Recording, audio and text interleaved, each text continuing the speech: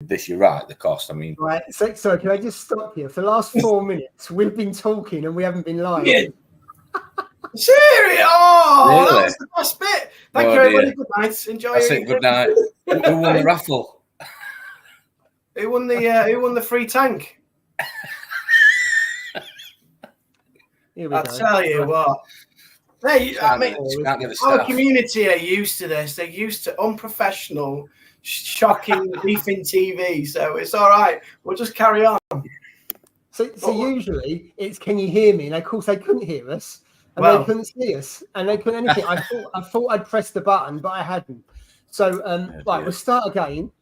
So good evening, everyone. Welcome to the live stream. That was on time, but it's actually 4 minutes late. Who was? Well, me pressing the button was 4 minutes late.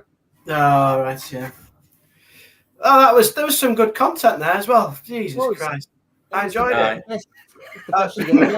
It looks like night at your gaff. Jesus. That bit electric rock. Looks like a nightlight that you've got behind you. Got candles on. Candles on. I think because you've explained already, can you explain to people why you've only got one light on? There's a halo.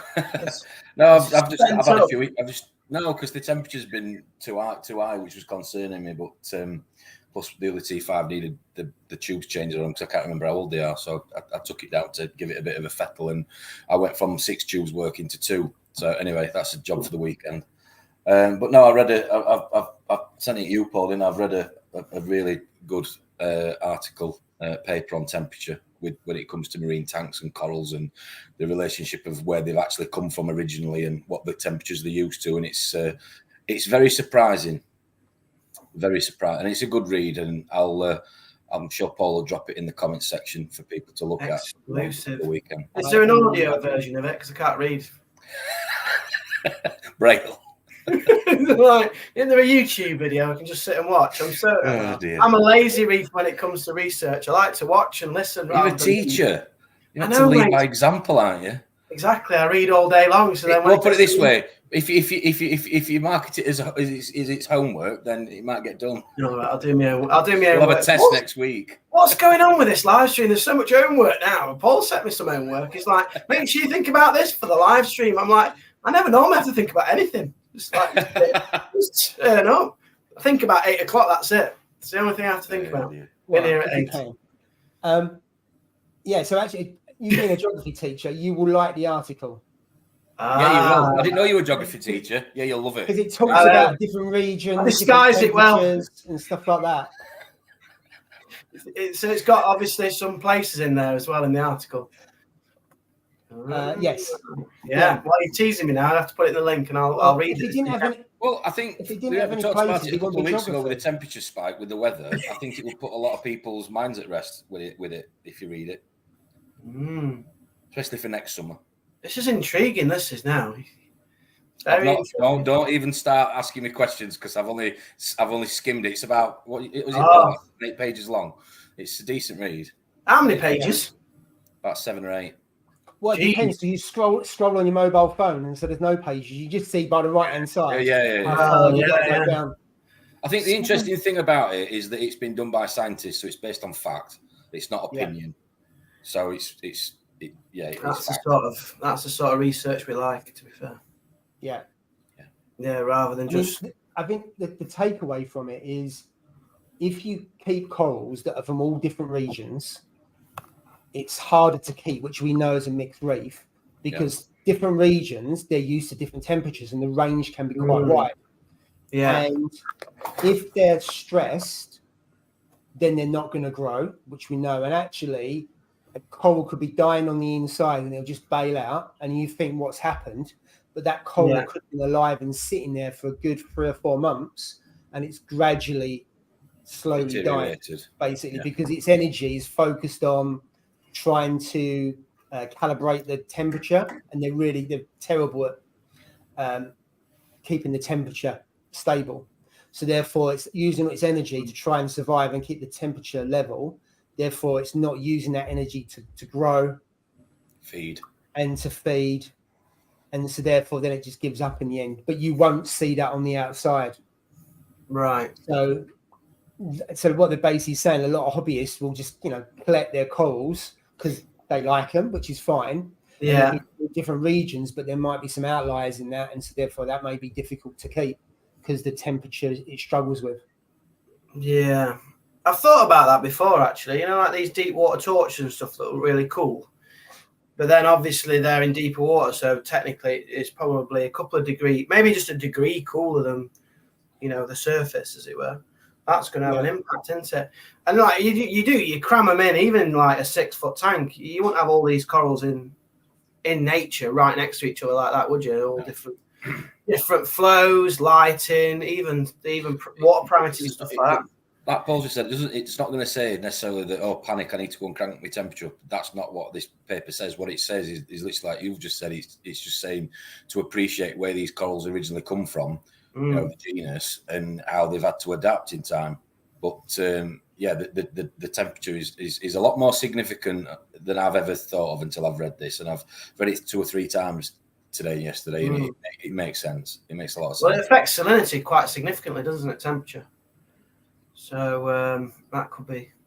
It talks about salinity as well in terms of keeping that stable, and it talks about both corals and fish on that. I must admit that the article is really long in terms of temperature, and it covers off salinity a little bit as the importance. And they said that actually salinity, I think around the world the range is not as wide, I don't think, as temperature, but unless you get to the Red Sea, and the Red Sea obviously salinity is way higher, but a lot of fish over years have adapted to the Red Sea. That's the most biodiverse reef, the Red Sea one. It's not the largest, but it's the most biodiverse one. Yeah. There you go. It basically just goes on to suggest that obviously if you're in a mixed reef, it's going to be difficult. You're not going to. It's not saying. I'm not saying again that everything's going to die. It's not. But what it's sort of pointing out is if you want to get optimum out of these particular corals, what it's saying is put them in the habitat that they're used to growing and thriving in. Basically, the temperature is significant. Is a big factor of that, more than we realise. And I suppose over time they will adjust. So if you've got frags that maybe have been in tanks and they've been fragging on different generations, then you arguably would be okay. Maybe they've adapted over the years, haven't they? But if they're wild corals and they're coming in from Indonesia into a shop and then going into somebody's tank and they're being used to being sitting at 27, 28 degrees and you're in at 25, then it might get the face on, is all I'm saying. Yeah, and it might take a while for it to bow. Yeah, if you see people that, if they haven't got brown jelly, which obviously is one cause of death to torches, you could find all of a sudden it bows after 3-4 months and think, what's happened here? It could be that. I mean, the answer is we don't know. But it's a really good article. I'll dig it out and I'll put it in the, not in the title, but the description. Yeah. Why didn't you send it me, Tom? Do you think I can't cope with it or something? What was up? There were too many big words in it, Jay. Sorry. You were like, Paul cope with that. Jay's got no chance. I'll just send it to Paul. Is that how it works? Well, I was looking for the cartoon sort of version, the picture edition to send it. Surely there is a picture version of it. Yeah. I think there's about 4 pictures, so it'll be a quick read for you, Jay. Quick read. I'll just read the diagrams. Test me next week. I'll have read it. Don't worry. We will do. Very good. Right. Are we live yet? We are. I'm not going for all that again. That means we have to do overtime because we won't do 2 hours if we cut off at 10. Maybe. You can't shortchange the viewers. They're here for a 2-hour slot. Well, to be fair, most of them turn up for 10 minutes. Then they hear about the raffle, clear off, and come back at 9:45. You mean like there's no raffle? There's no raffle today. No raffle, isn't there? So Drippy's gone. He's off now. Drippy's gone. He's bailed already. Yeah, he's gone down to the pub. He only comes from the raffle. There's a raffle. Let's do a bit of a roll. Let's do a roll call. See who's knocking around and go from there. Let's see. 3 people. So thank you for joining, despite my cock up at the beginning. Other than that, right. First in the house was Cotty's Reef. Been there the longest. Good evening to you, Johnny boy. Hiya, John. Hope things are good. Tony, as usual. Tekka's Reefer. So I'm meeting Tekka's tomorrow at AAC to hand over the Ultra Reef liquids. That's great. Saves me postage. Although it doesn't save me because I'll end up going there and spending money. So I'm not too sure if that's a a benefit or not. So he's drove from Scotland to get a free bottle of Ultra Reef, which is basically could have got with his petrol money. Well, Scotland, aka South London. Oh, is that where he lives? Oh, yeah. He don't come down from Scotland. Well, I don't know. I thought he was like North Techers Reef now. Obviously not if he's in London. Absolutely. I thought you were a geography teacher. Well, you know, it's a bit rusty. Can I see your papers, please, Jay? No, I made them up. There's no watermark on them or anything. It's not official certificate. Just made it. Just your 50-metre swimming badge. That's what you need when you do a bloody water change. Tell me about it. Tell me about it. How's life on the submarine going for you, Tom?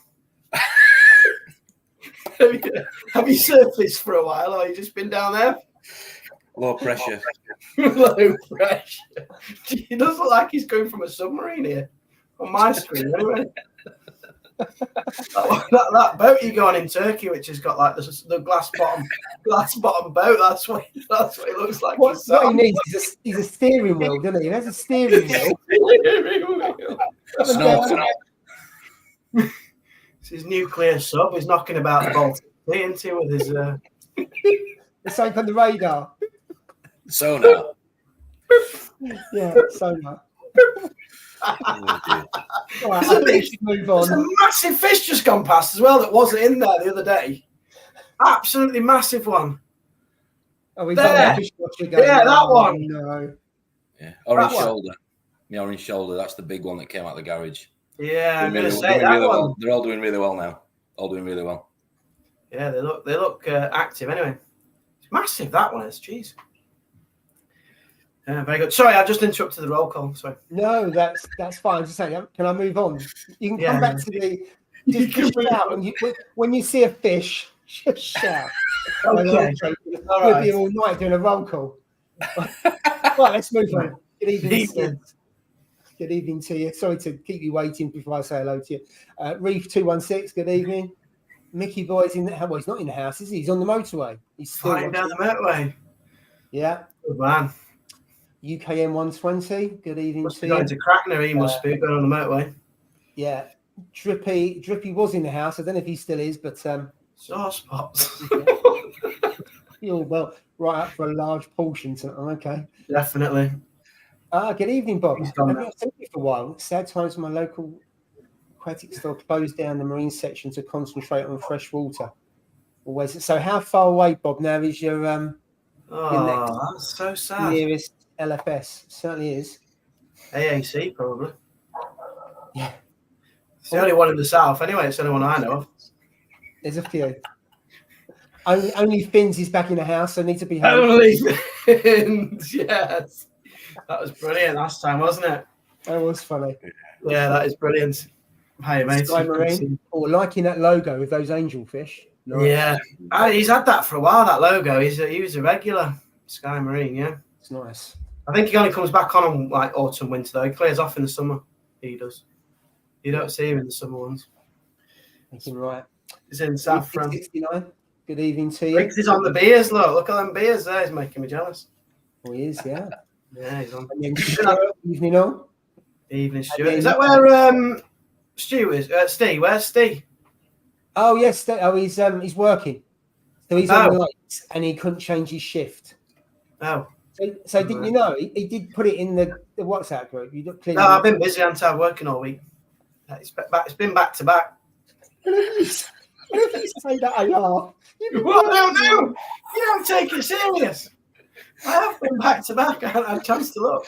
So he's on the bus at the moment. Okay. I bet he's listening in. I bet he's got his little phone down the side there. He's not allowed to, is he? You get sacked for that, listening to your phone and radio and stuff. Oh, no, I don't. Do that. He won't do that now. He's professional. Yeah. Right, we've got Woodies around. Hi, Woody. See you. Drippy saying best live in a while. That was before we went live. Well,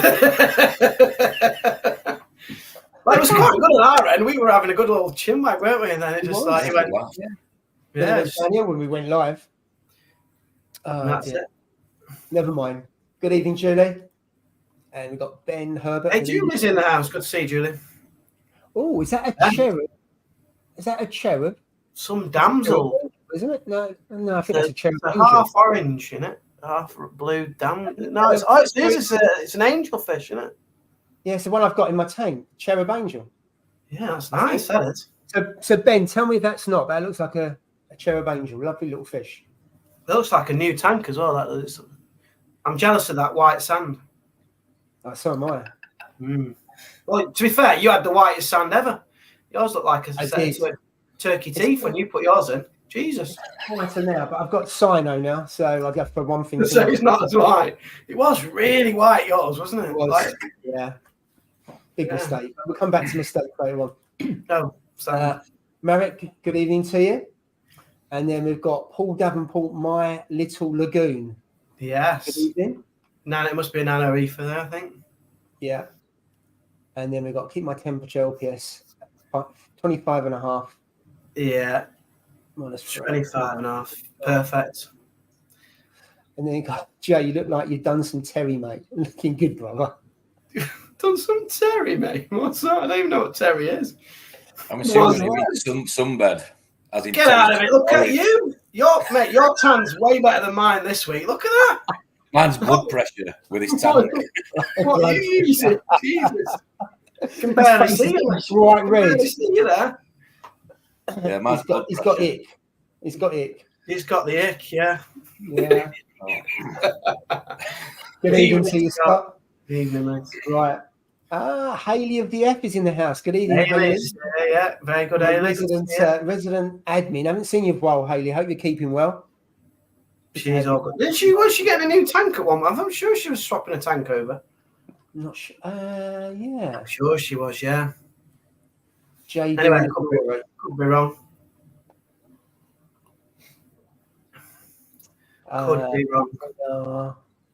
Is that everyone, is it? Always lurking. Always lurking. Very good. I don't think I've ever seen that name on the roll call. So evening, whoever that is. There we go. Yes, that is correct about the angel. So it is a cherub angel. Lovely little fish. And touch wood, they do not munch on coral. Why isn't this one hasn't at the moment anyway? Yours. Have you put any A-cans in? Yeah, it's got an A-can. The A-can was in there before the cherub was. So by the way, where have you kept that scully that you had? Yeah, nice scully. No, it was banging, and I never knew you had a coral like a scully like that. So that was in the other tank. You kept that quiet. So this evening, I've put a picture up tomorrow. I've put my war paint scully. So that scully that I showed you was a reverse bleeding apple, and that's a button that's quite small. Yeah. The one I've put in this evening, I think it looks too big for the tank. It's a proper war paint, and it's right in the centre. I've had to acclimate it, so I've taken the lights down by 25% for a week. So I've put that in there today. So I'm planning on closing one of the tanks down. So the 3 scullies are going to go into that tank, and I'm also going to move the rainbow chalice into there as well. But I've got to find some room in there. Wow. So the rainbow chalice are going to go on the aquascape as well. So I've got to find a shaded area for that. So I'm nearly out of room on that. So I'm getting rid of some super nice tank.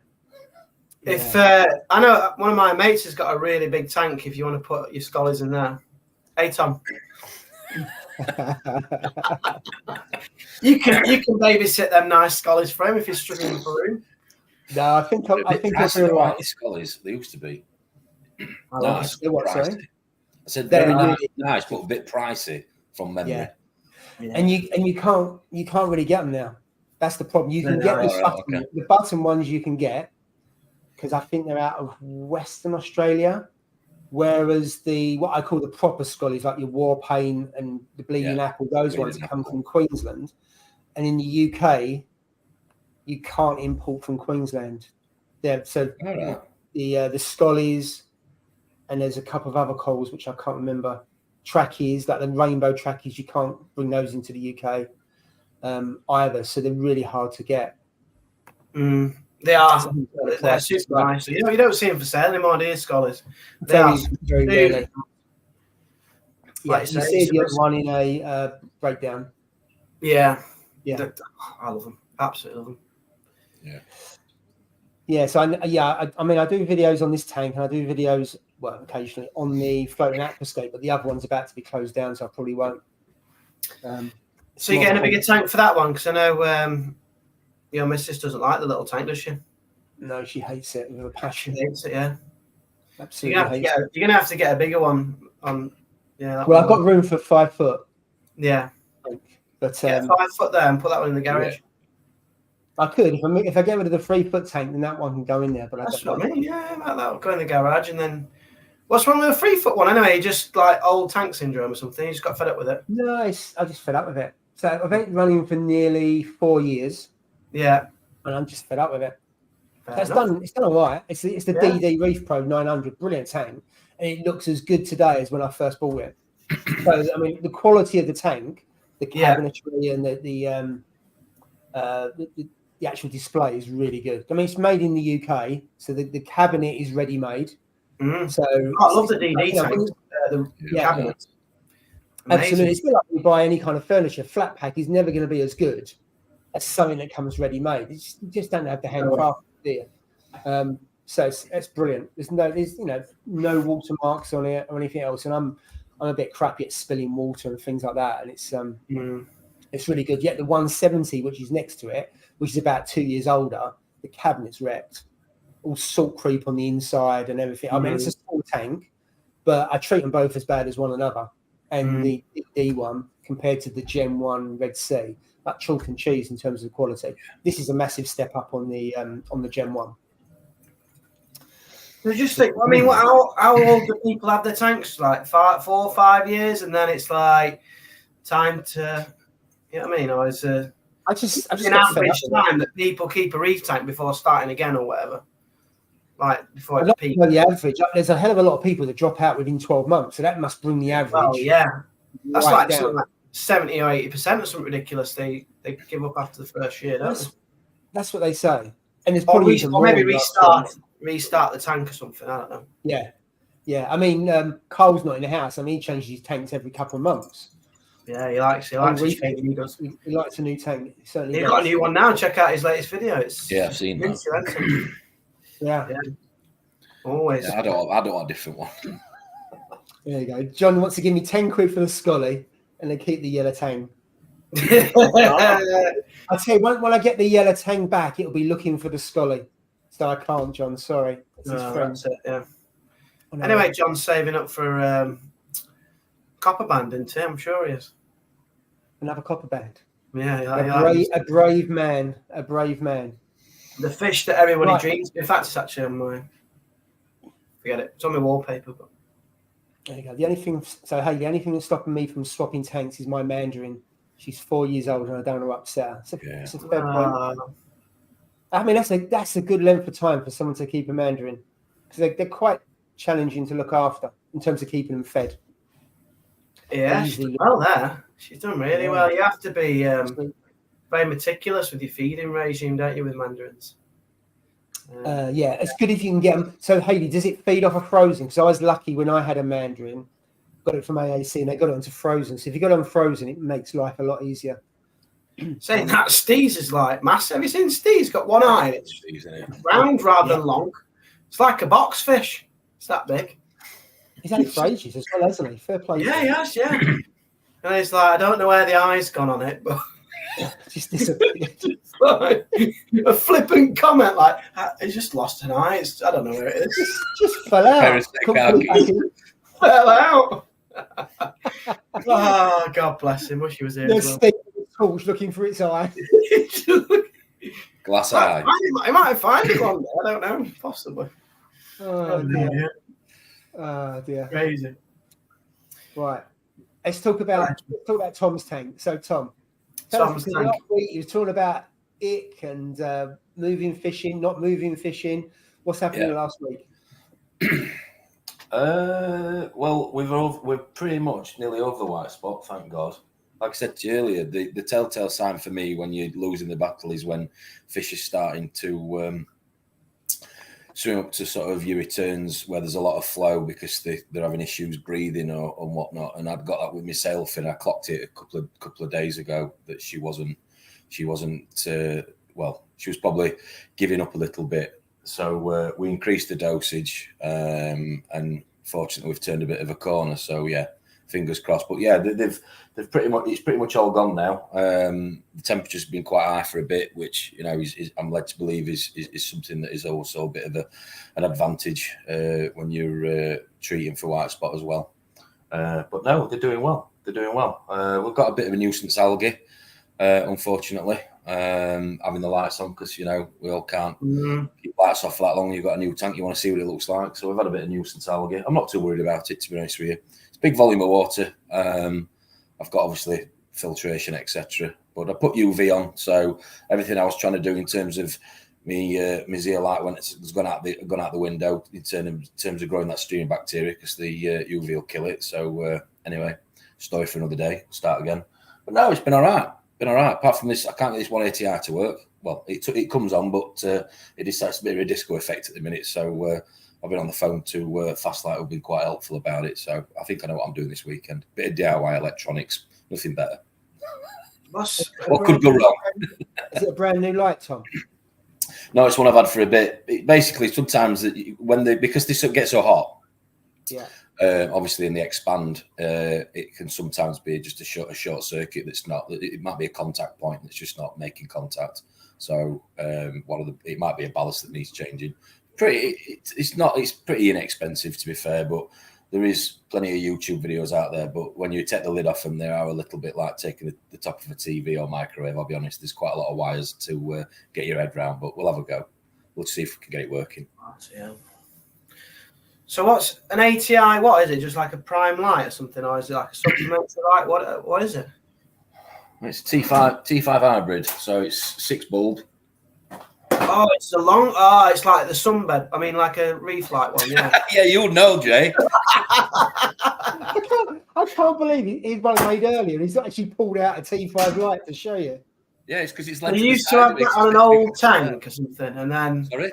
You used to have that on an older tank, and then you now move it on to this one. Yeah. I've got 2 of them. So ironically, I had it working, and then I decided, because it was a bit of a pain in the backside to get to, that I changed the bulbs on it. So then I knew exactly how old the bulbs were. And as soon as I've changed the bulbs for new bulbs, it's just decided not to play ball now. And only some of them are working. So yeah, because it might just be a bit of salt build-up with the connectors, but there's a few things you can do to troubleshoot it. But I'll see.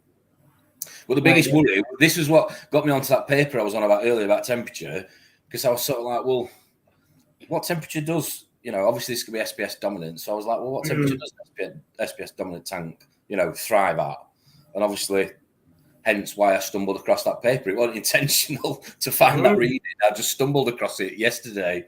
And then I read quite a lot of background on it, and it kind of made sense. So it actually will probably be the first tank there'll be heaters on, as in switched on standby, but it's probably the first tank I'll run in the hobby that I've ever had that won't run with a heater because it doesn't need it because of the lights. The bulbs kick out that much heat. It can heat that volume of water. Yeah. Jesus. Yeah. Wow. Yeah. That is well, I know the T5s are they're incredible, aren't they, for coral growth, and the colours you get from T5 lights just insane. Really nice. Yeah. It was a T5. It was a T5 tank years ago that got me into this sort of the SPS sort of interest really. And like you say, I'm not going to get into what's good and what's bad.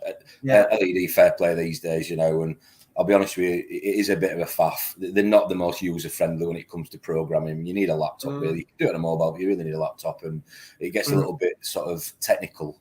But I kind of like that now at my stage in the hobby. Not been doing it as long as some, but I've done it a bit longer than others. And for me, it's looking for that next level, if that makes any sense. Oh dear. Well, I used to have T5. So on the tank in the garage, I had T5. I had a hybrid, so 4 bulbs and then 2 XR15s. And in the end, I mean, the spread you get on it, that for me was the main benefit, was the spread. Oh, yeah. Because you get a fantastic spread on it and you get great growth. But because I wasn't keeping SPS, I just, in the end of the day, I just switched the 4 of them off. I didn't bother after about a year, because because I didn't want to changing the bulbs. And to be fair, the XR15s grew the tank really well for the things I keep. I was keeping LPS, some Montes, and to be fair, I didn't need fives to keep those. I know I could have, but I got to say, when you had the 4 lights, so the 2 bulbs either side on the outside, then you got the XR15s in the middle. The spread and the lighting was brilliant, especially when you go to blue. You can start turning the T5s off and just go to the blues. Yeah, they complement each other well, don't they? But I mean, I've had one unit was new and one was second hand, and whenever I've picked, I think I've got, all jokes aside, I've got some of the old T5s, not the hybrid ones, in the loft. And whenever you get them, I mean, there's obviously going to be some shelf lifespan to these, or should I say, some lifespan to these bulbs. But I always end up people giving me at least a dozen or so bulbs that are brand new, and it's hundreds of pounds. So why not use them? Yeah, absolutely. And that's the thing. And also, it's harder to get. Whereas you used to be able to go to most LFSs and get T5s, I'm not too sure many actually sell T5s now. Quite often they're a special order. Yeah, I don't know whether I've never seen the bulbs for sale. Yeah, there's Wharf that's not a million miles away from me. Pinkston, I think it is, that I've got them from before when I've needed them. You can get them through Fastlight as well. eBay, I think. But they can't be as consistent as an LED for the power across them, surely.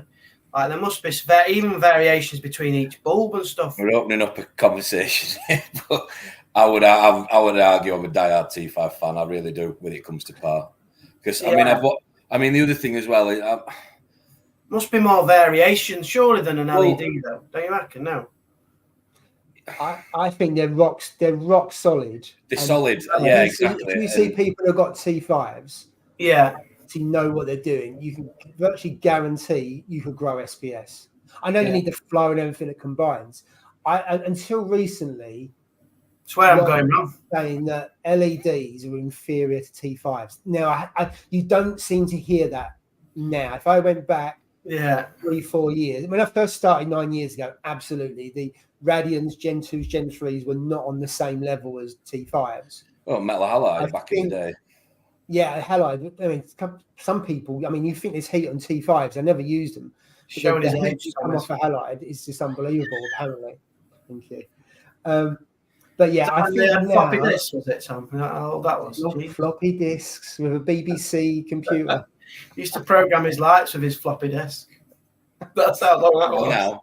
Oh dear. When I joined the hobby, Tom, there was LEDs and LEDs. That's it. I think LEDs are great for what they do. No, listen, I think they're great for what they do. And if I'd have not had the experience I've had with T5s, then I probably would have gone with an LED. Because let's be honest, it's getting the app on your phone. In the flick of a button or a switch, you can change it. I mean, I remember I said this on the other stream when I got the first Radions I got were Gen 2s, and I was messing around the disco, mode for days. My fish must have been getting right. At the time it was a bit. All I'm saying, it was a bit of a fad, wasn't it? A bit of a novelty, exactly. And then you've had Orfec and you've had everybody else over the years that's brought out something different. But yeah, I've got them and I like them. And that's the main thing. I fell in love with a tank years ago that somebody had done on T5s and a calcium reactor, and I always wanted to sort of replicate it, and that's why I'm doing it, really. Right, I agree. Some of the best photographs of tanks you see have got T5s on, so they really do make the corals pop, don't they? They're nice. We just said then about changing the bulbs, and it is a ball ache, but I mean, you don't really need to be doing it. Depends on what intensity you're running it at, really. And if you're doing regular par, your checks with par meter. I'm fortunate enough to I've got an Apogee par meter, which is worth its weight in gold. And it's one of those bits of equipment when if it tells you it's that par, it's that par. It's not like, some bits of equipment you can buy in the hobby and you're like, well, is it that? Or shall I do it again? Or have I done it right? Or am I making any sense? Do you know what I mean? Yeah. I mean, the biggest thing with the par meter is, I've watched, and again, I made this mistake when people read the par. Is your water shouldn't be running. Your water needs to be flat. You don't get it. You need to have no power heads, nothing on the turn pump. Everything needs to be off. It's got to be as flat as a pancake, like a sheet of ice. to get a true. You really don't want your fish all splashing around and stuff like that. And that can distort the light, the measurement that comes up or down or wherever it goes. So yeah, absolutely. That's one of the experiments I want to do on this, which might sound a bit geeky, but I want to do when everything's settled and all the fishing in, I want to do a reading of the par meter, and then I want to do the same one in probably 2 or 3 months when I've been running the ozone. See if there's any different. He's going down the disco. That's where he'll go next. His missus will call him out. He's probably there. Stop watching this and get down the disco. That's what she'll be saying to him. No, I'm curious to see what difference the ozone does to the water in terms of clarity and what difference that does. You're running ozone as well, are you? On yours, yeah. I'm gonna try it. Yeah, I mean I can't do it. I'm gonna do it. I'm gonna try it first before I get up and running with the Zeo, because I can't. I was saying to Paul earlier, you can't run ozone with the zeolite system because it kills the bacteria trying to grow. But I'm just curious to see what it does in terms of water clarity and in terms of representation to light penetration and par. So just curious if it makes much of a difference. This is what's good about this live stream, right? You got you who's going to run ozone and running T5s, and I run a filter sock. You know what I mean?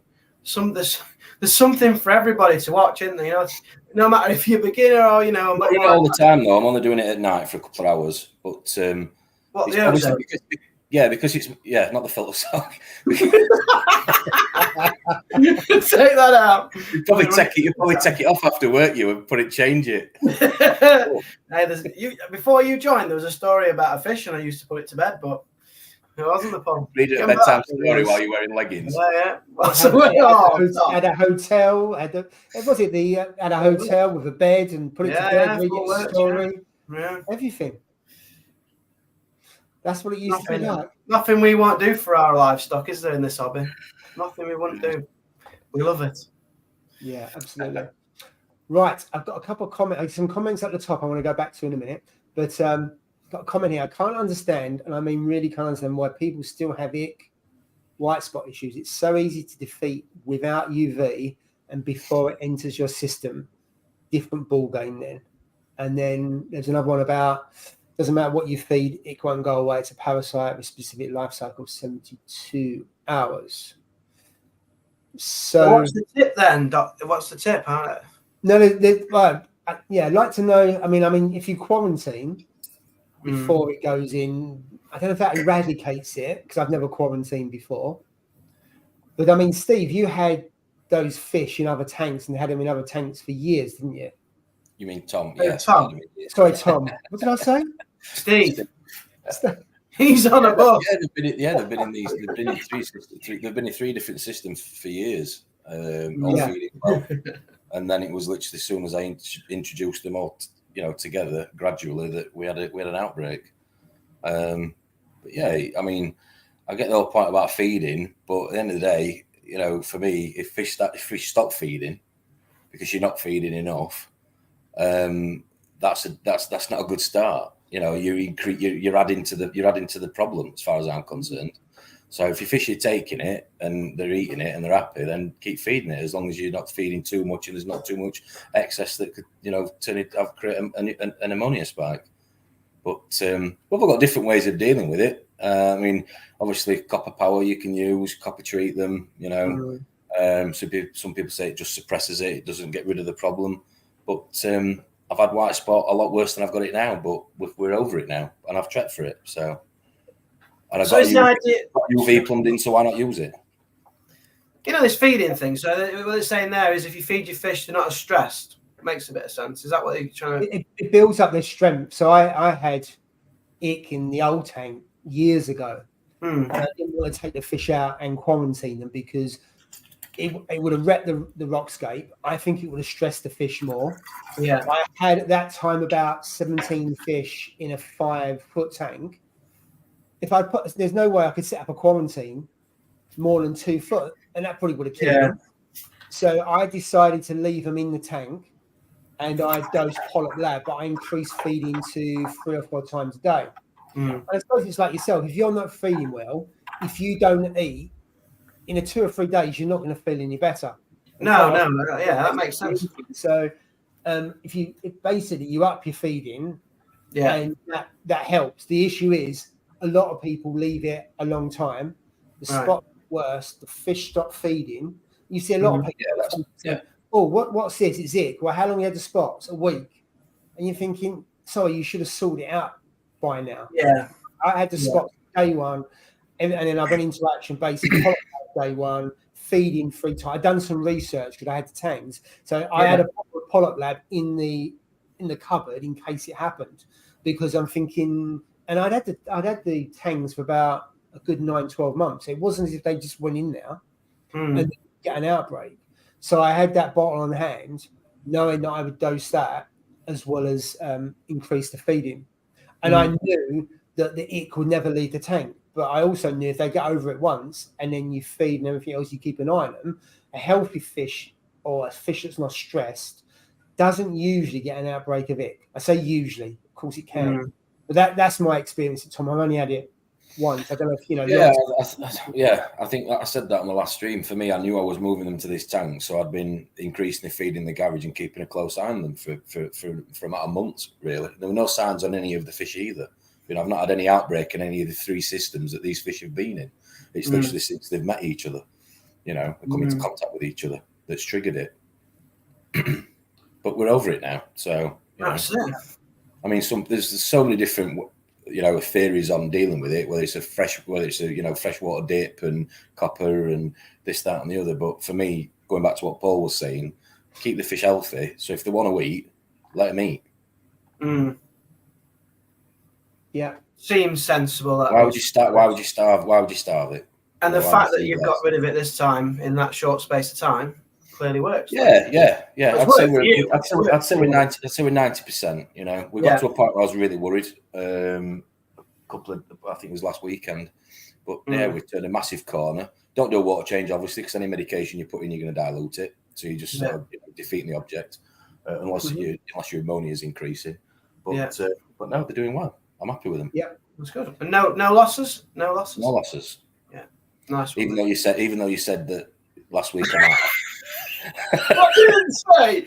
I did not say that. He's lost the fish. Oh, you might do. Yes, you did. Yeah, I remember it. No, I didn't say that.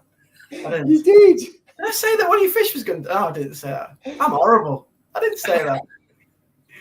I said you've got it under control. I'm sure I did. I wouldn't have said that. In other words, maybe.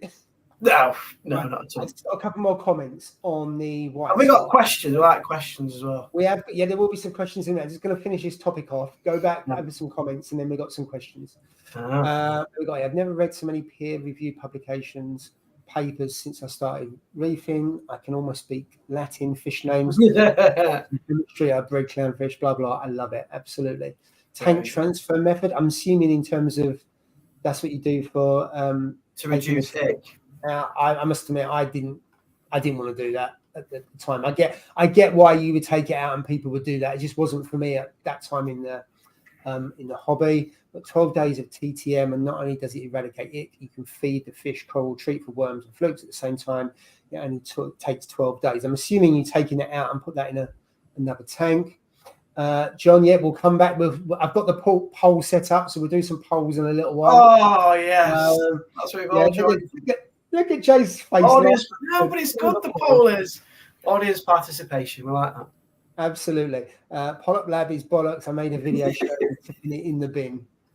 All I can say, I used it and it worked. Now, it could be a load of bollocks, but I used it and it worked. It could have been nothing to do with that, and that could be a red herring, and it could have been just the increase in feeding. I don't know. I can't prove it, and I can't disprove it. Good comment. Topical debate. We like that.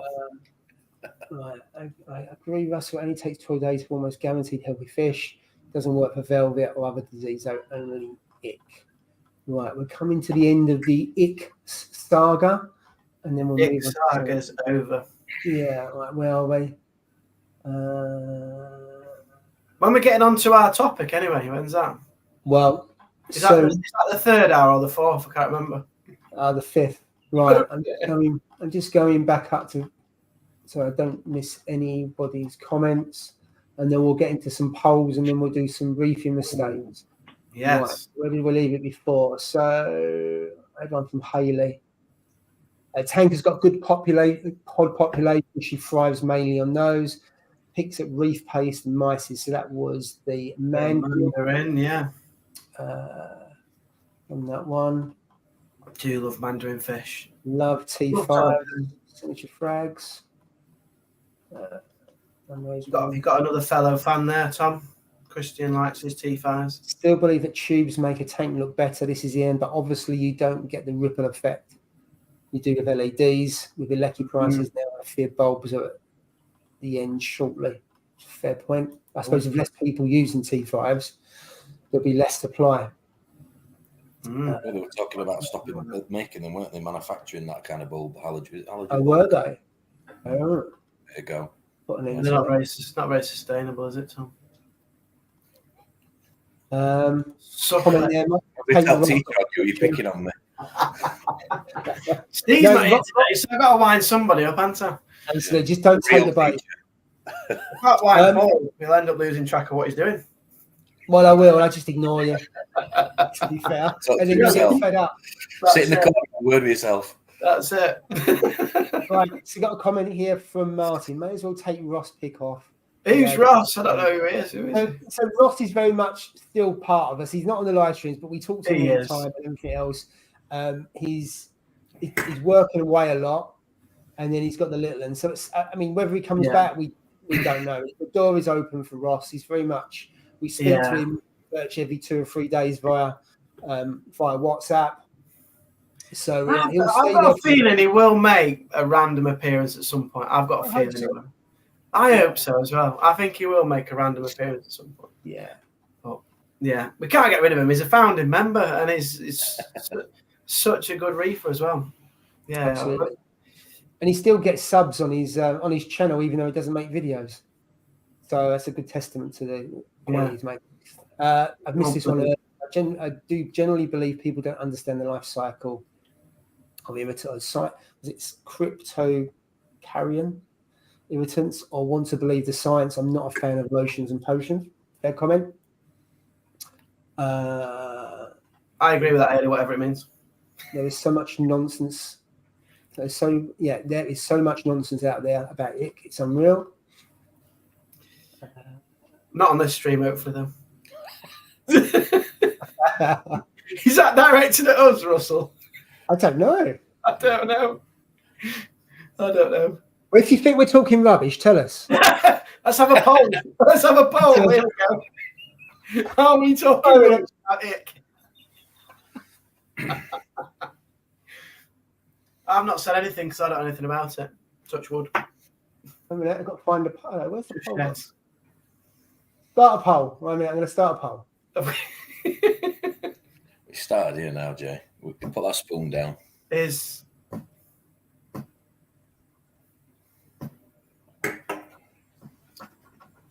it interesting, doesn't it? There you go. Are we talking rubbish about it? There we go. Yeah. Let's see what people say.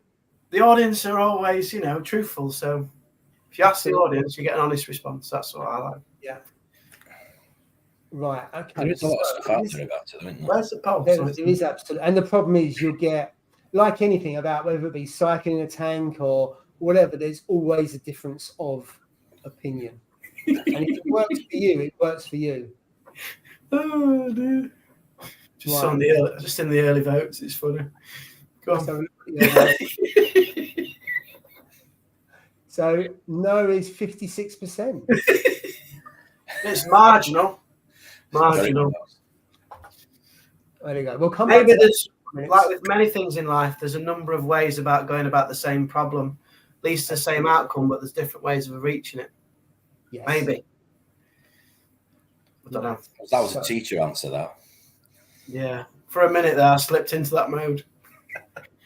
Then I forgot that I'm not getting paid, so I best snap out quick. So you tell somebody they've worked really hard, but they've got an F. Yeah. I know when I'm teaching because everyone falls asleep.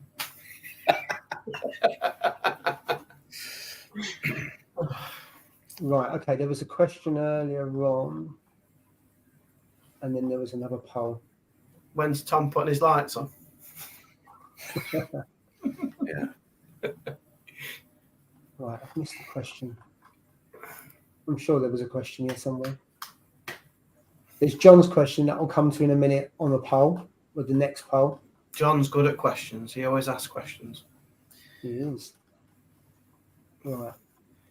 Contributes every Friday to this event. It's very, very welcome. So, guys, can taking some rock out of your system cause a breakout of dinos? Does it upset the system? Now, I don't know if it would cause dinos, but it could upset the system in a number of ways. One, your flow could change, and that could upset some corals because they might get less or more flow as a result of it.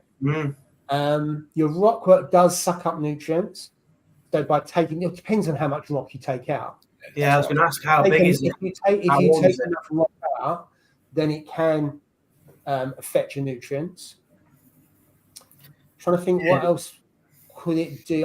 Could it affect? Could it have a take out some beneficial bacteria, aren't you, as well? That's the thing. When you're removing your rock and could you trigger a site? If you take out rock, if you take out rock, you end up creating a bit of a storm in the tank, don't you? You know, I wouldn't do it unless I had to, really. What's the and stuff like that. So you could get an ammonia. Could you get an ammonia spike? Because you're taking the sand up, so you rock out, so you're stirring up the sand. Yeah. How much? Or not? How big is the rock? How long has it been in there for? That'll make a bit of a difference. And how big's the tank as well? I mean, I don't know how he's going to describe how big the rock is. Maybe it's big, little. I don't know.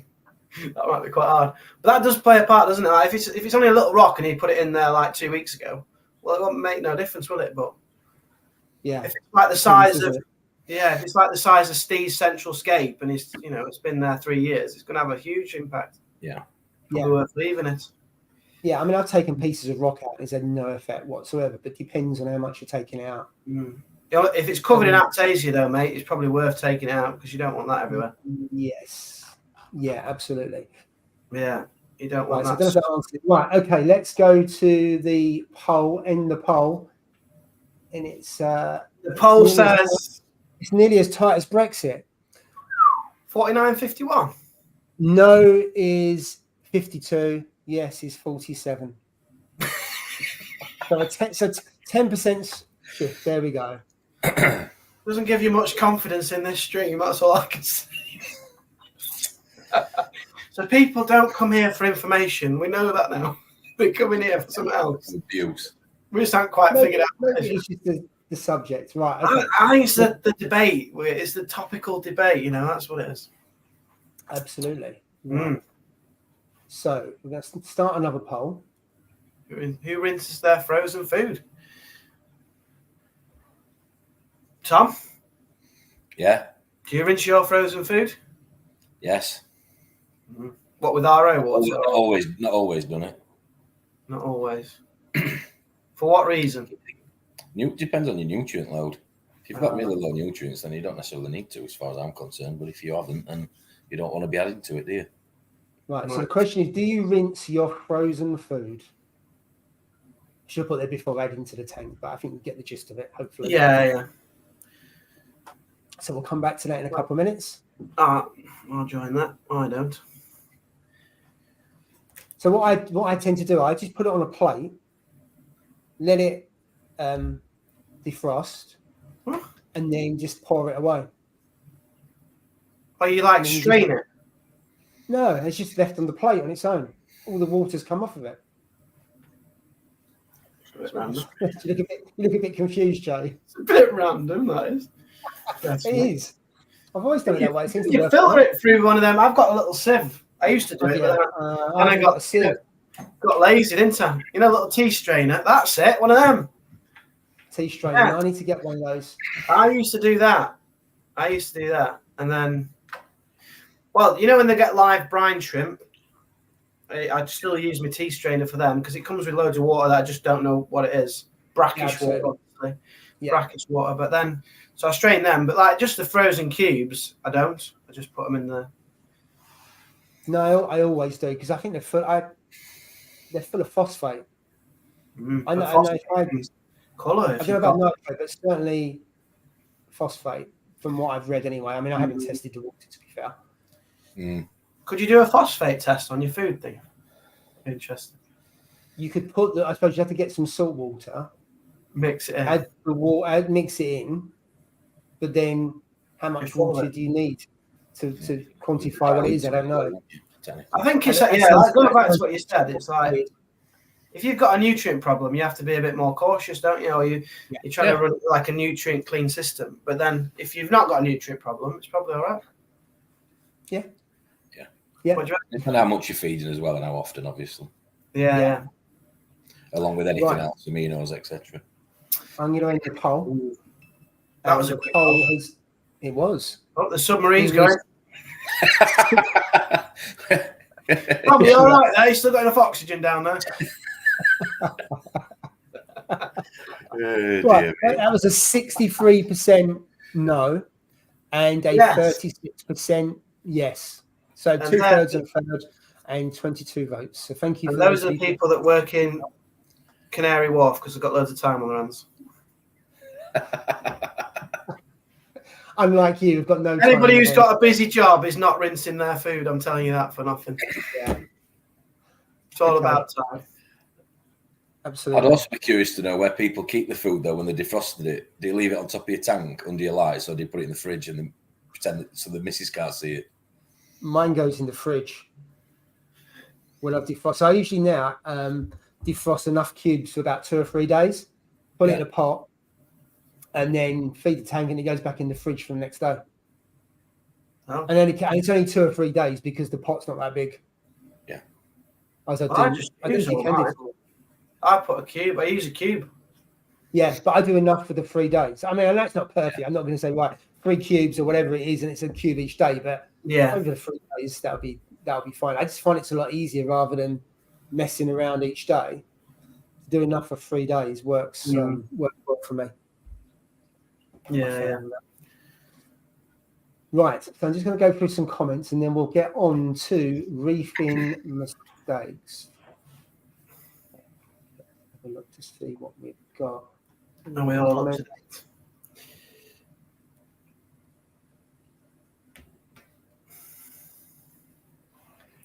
Right.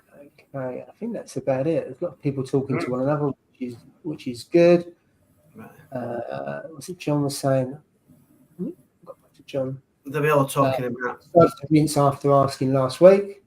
I started to rinse. Will Jay shamelessly plug his new frags this live stream? I'm not Steve. Steve's like that. He loves to plug his video or something. No. Does anybody want to buy a torch? I was about to say, what have you fragged then, Jay? Just torches. I've got like a torch harem at the moment. I've got torches everywhere.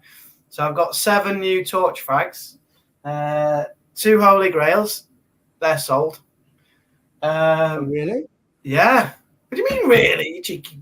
Of course. Well, you only fragged them. When did you frag them? A couple of premium torches, Paul. They're not just any old crap I'm selling here. Are they premium prices? Not really, no. Because they are. Torches are expensive, as you know.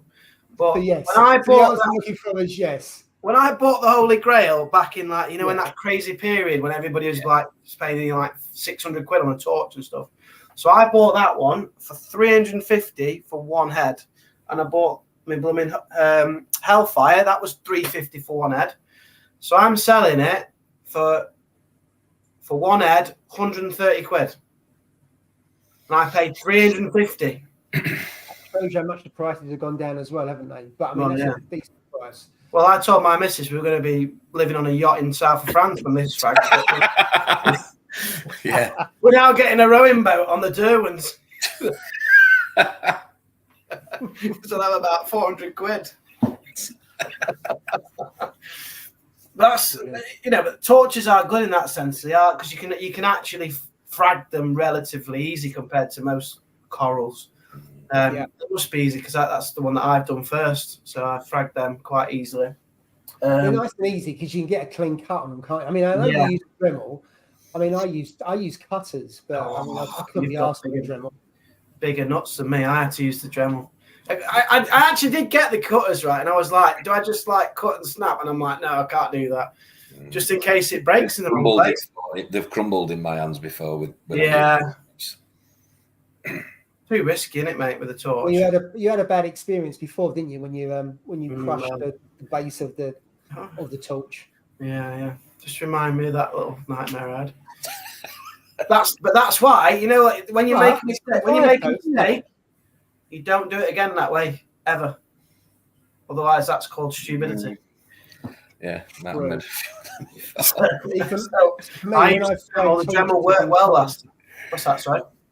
I just say when I've fragged torches, they've been fine. I haven't crushed the bases or anything like. But I usually only frag them when they've got the longer stems, so they're a lot easier to do, I find anyway, because you get a nice clean cut when it's on the colony. Yeah.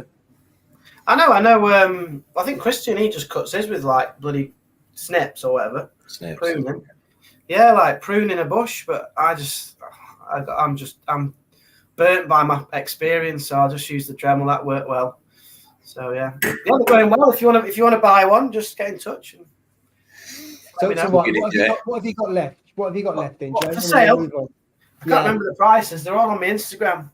So there's a really nice Hellfire here. Yeah. I think that one's 70 quid. That is really nice. Purple, green, blue, purple, and gold. That one. The dragons. What's he saying? What's that? So Christian's asking what's that you've been cutting? I've cut my torches, mate. So you know what I've cut. He's got one of them. He's got the dragon soul. He's got that one. Christian's got the dragon soul, yeah. And Drippy enjoyed the video. Oh, you nearly flipped your finger. Oh, that was the old one. To be fair, it was the same this time because you have to get the Dremel a bit close. So yeah, it is a bit of a hairy moment. But yeah. Yeah, the dragon soul, the big dragon soul's gone to Christy, and he's going to farm that out. So that means I'm doomed now in the future because everybody just go to him because he'll have loads of them. Shot myself in the foot with that one, and then and I've got a little dragon soul which is really nice as well. But that one, I think that one's 70 quid, and then I've got two small New York Nicks, and they're 50 quid. 50 quid for a torch. Which is your favourite one, Jay? That is really all good. The ones that have gone, to be fair, if I'm being honest. The Dragon Soul and the Holy Grails, mate, they're the best ones, I feel. You're not doing a very good sales pitch, eh? Because you know what you're saying. All the ones you got left, you don't like. No, I do like them because I've got them here. They're in my main display, mate. They're in my main display. Jay. But you got me there. Is there any discount code viewers can use, Jay, while you're on the channel? Yeah, discount code. Yeah, Yorkshire Tea. Yorkshire Tea. Discount code. But yeah, that's what we've got left. So I've got 4 left. So yeah, if you're interested, you have to be able to drive to Derby. But I promise if you get here, I'll get you a cup of Yorkshire tea and I'll show you around the tank. It won't take long to look around the tank because it's tiny. That's their online car boot sale. Christian uses a bandsaw, which makes total sense. If you got one of those, then you just zip through. Well, yeah, he does use a bandsaw, yeah. I've used it. Well, no, I haven't. I've watched him use it on my work experience video. Going with that one. Did you know that, Tom? He's been on work experience. I did do proper work experience. I've watched it. Yeah. I watched him paying a day's actual real work. Mate, honest to God, I wouldn't do it for a living. No chance. It's too hard work. It is too hard work. And you just covered it in like salt and crap all day, like reef glue all over your fingers all the time. Hey, there you go, Jay. Oh, look at this. Yes.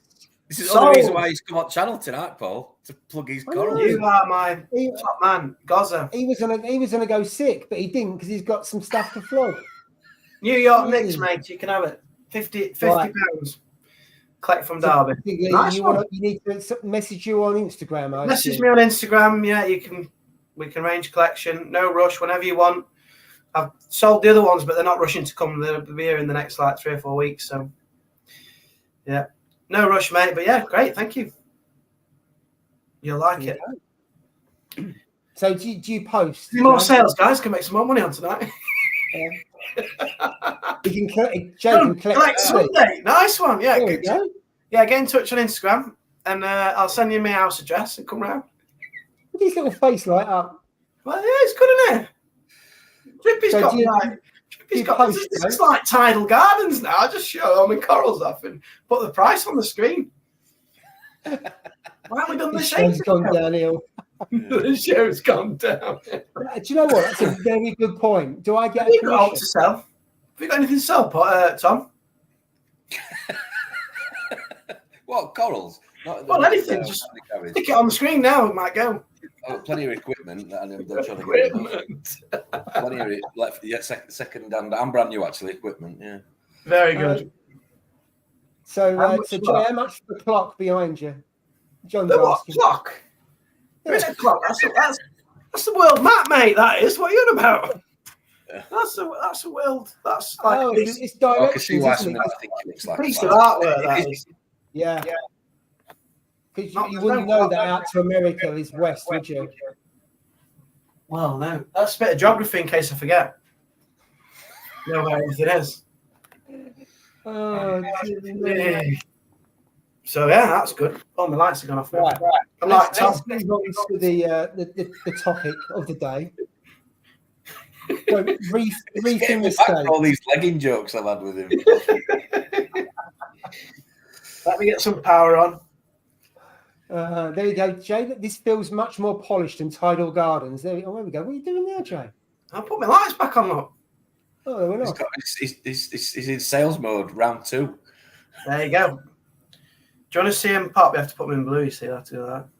See, it's rubbish when you do that. I have to have it on 9,000K. There you go. Look, 9,000K. There you go. Bit white. Natural light. Yeah. I actually do. When I first came to Hobby, I liked dark blues, and I was all about the blues. But now I actually prefer, especially for like videos or photographs. I mean, it looks way better now. 9,500K. There we go.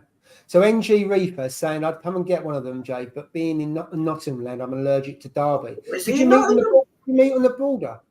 We could meet on the M1 junction, yeah. Because he can't cross over into Derbyshire and I can't go into Nottinghamshire because we're not welcome. Yeah. So a motorway service station. What's that? You get arrested. A motorway service station. You can hand over your corals and get arrested. Pots of corals or whatever. Yeah. Well, I didn't realise it was Nottingham. We'll have to meet up. Let's meet up at Signature Frags at some point. Somewhere like that. Be good. I've met up with a couple of orange filter. Got an orange filter. Yeah, I have got an orange filter. You use it in your videos, don't you? The orange filter. To be fair. Yeah, I do. Yeah. As you can see, I've got one on as well. Before anyone else says it, before Drippy passes. Before Tom says he's wearing his orange filter. Beat you to it that time. Right, reefing mistake. Who wants to go first? I've got a whole shopping list of things that I've done wrong. I've got a very common one, which I still do to this day, but it doesn't affect me as much now because it's outside. But for anybody that's got their own RO machine, mine was in the downstairs toilet in the house for a number of years when I had the old tank. And the amount of times I'd leave that thing on and go to bed after a few beers on a Saturday night and forget about it, and wake up Sunday morning and downstairs bathrooms flooded into the kitchen. It's happened about at least half a dozen times while we've lived in this house.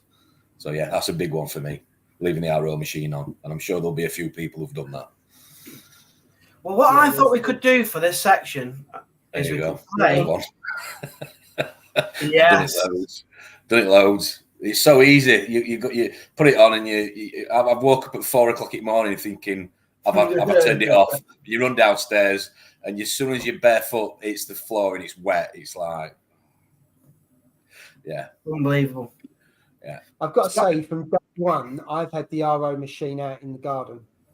And when it starts getting a bit frosty, it goes in the shed with a blanket over it. Right. And the rest of the year, it just stays in the garden. And it has a massive poly box that goes over the back of it, on the top of it, so if it rains and stuff like that. It just sits out there all the time. Because there's no way I could trust myself. Because I still leave it on in the garden. I end up running out thinking then there's water all over the shop. But there is no way I could keep that inside. Yeah. No way. But I think that's a common mistake. That is common. You know what I thought we could do with this little section? We could play like reefing bingo, right? So basically, everybody who's watching thinks is one of your torches the prize then? No. Steve's got a mug to give away next week. We'll just remind him when he comes on. He probably has still got some of those old mugs knocking around. He's got loads of them old mugs, yeah. Steve will give a mug away. He doesn't know about it, but we'll arrange it anyway. And what we could do is like the 3 mistakes that you've made, and then if we say it, you tick it off your list, and then see who gets a full house. Oh, okay. So if you thought, our own machine flooding was yours, then could do that, couldn't we? Makes it interesting. Yeah. For those people that have that. Go on, sorry, Paul. Mine is doing a water change. You turn the heater off because you're doing a water change in the sump. Oh, I know what's coming here. Put the heater back on. That's quite common. So it's a good job you got a DD controller, because then obviously it drops. And you know the problem. That is quite common. That I've done that once, but it wasn't for long. I think I noticed that after an hour, something like that. Your DD controller should tell you if you got one of those, and it just starts bleeping away, doesn't it? That's why I don't touch my tank after 8 o'clock at night now, because that's when I was doing it late and I was tired. I forgot to switch it back on. So now I only mess with my tank when I'm fully alert. Yeah, that is another one. Actually, I don't do anything to the tank after a certain time. That is a good one, isn't it? Seriously, that works though. Yeah, absolutely. Right. So I don't know if anyone else has done that mistake. Anybody mark it off on your bingo grid?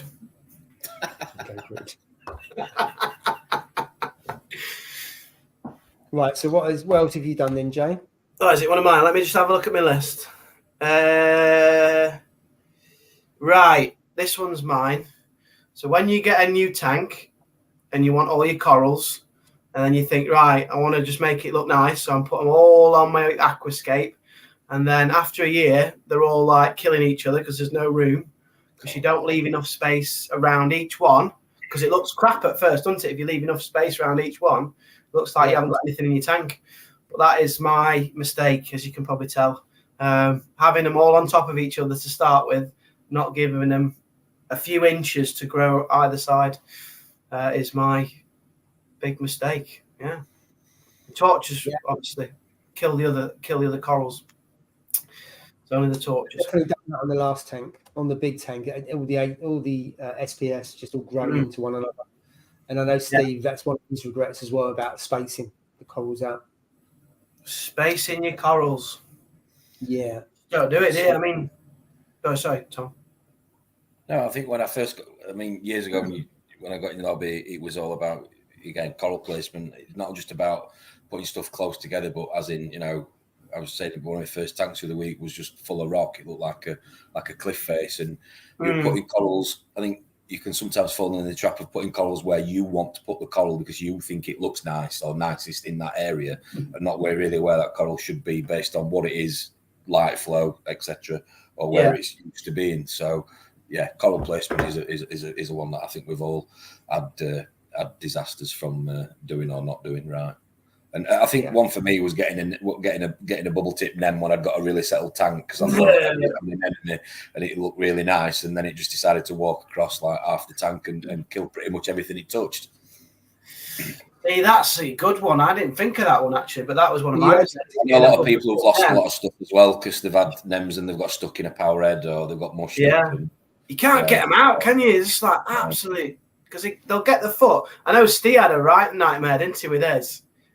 I think people get clownfish, don't they? And naturally they say, "Oh, we're getting an enemy because the clown will like it, and it'd be nice to see the clowns and and whatnot." But depending on how big a tank you've got and what else is in there, for me, it's not always the right decision. Getting an enemy, that's a good one, Tom. Well, I think I didn't put that one on my list. That was a good one. Because you spent ages fretting over that nem, didn't we? We used to have nem watch every week. Yeah, nem watch in the screen. Because it's like, where's the nem gone? And Steve had the same problem. I mean, mine are now on the right hand side and at the bottom, and some of them sit on the side of the glass. I've had actually one of them try and get into the Nero 3, but it can't get into Nero 3. But what I then do is take the Nero 3 out, it then comes off, and I pop it back in the tank. But it's a nightmare. So you have got. The next one for me was peppermint shrimp. When I had quite a few wrasses in the tank, I may as well have just given 60, 70 pounds to the next person that walked past me.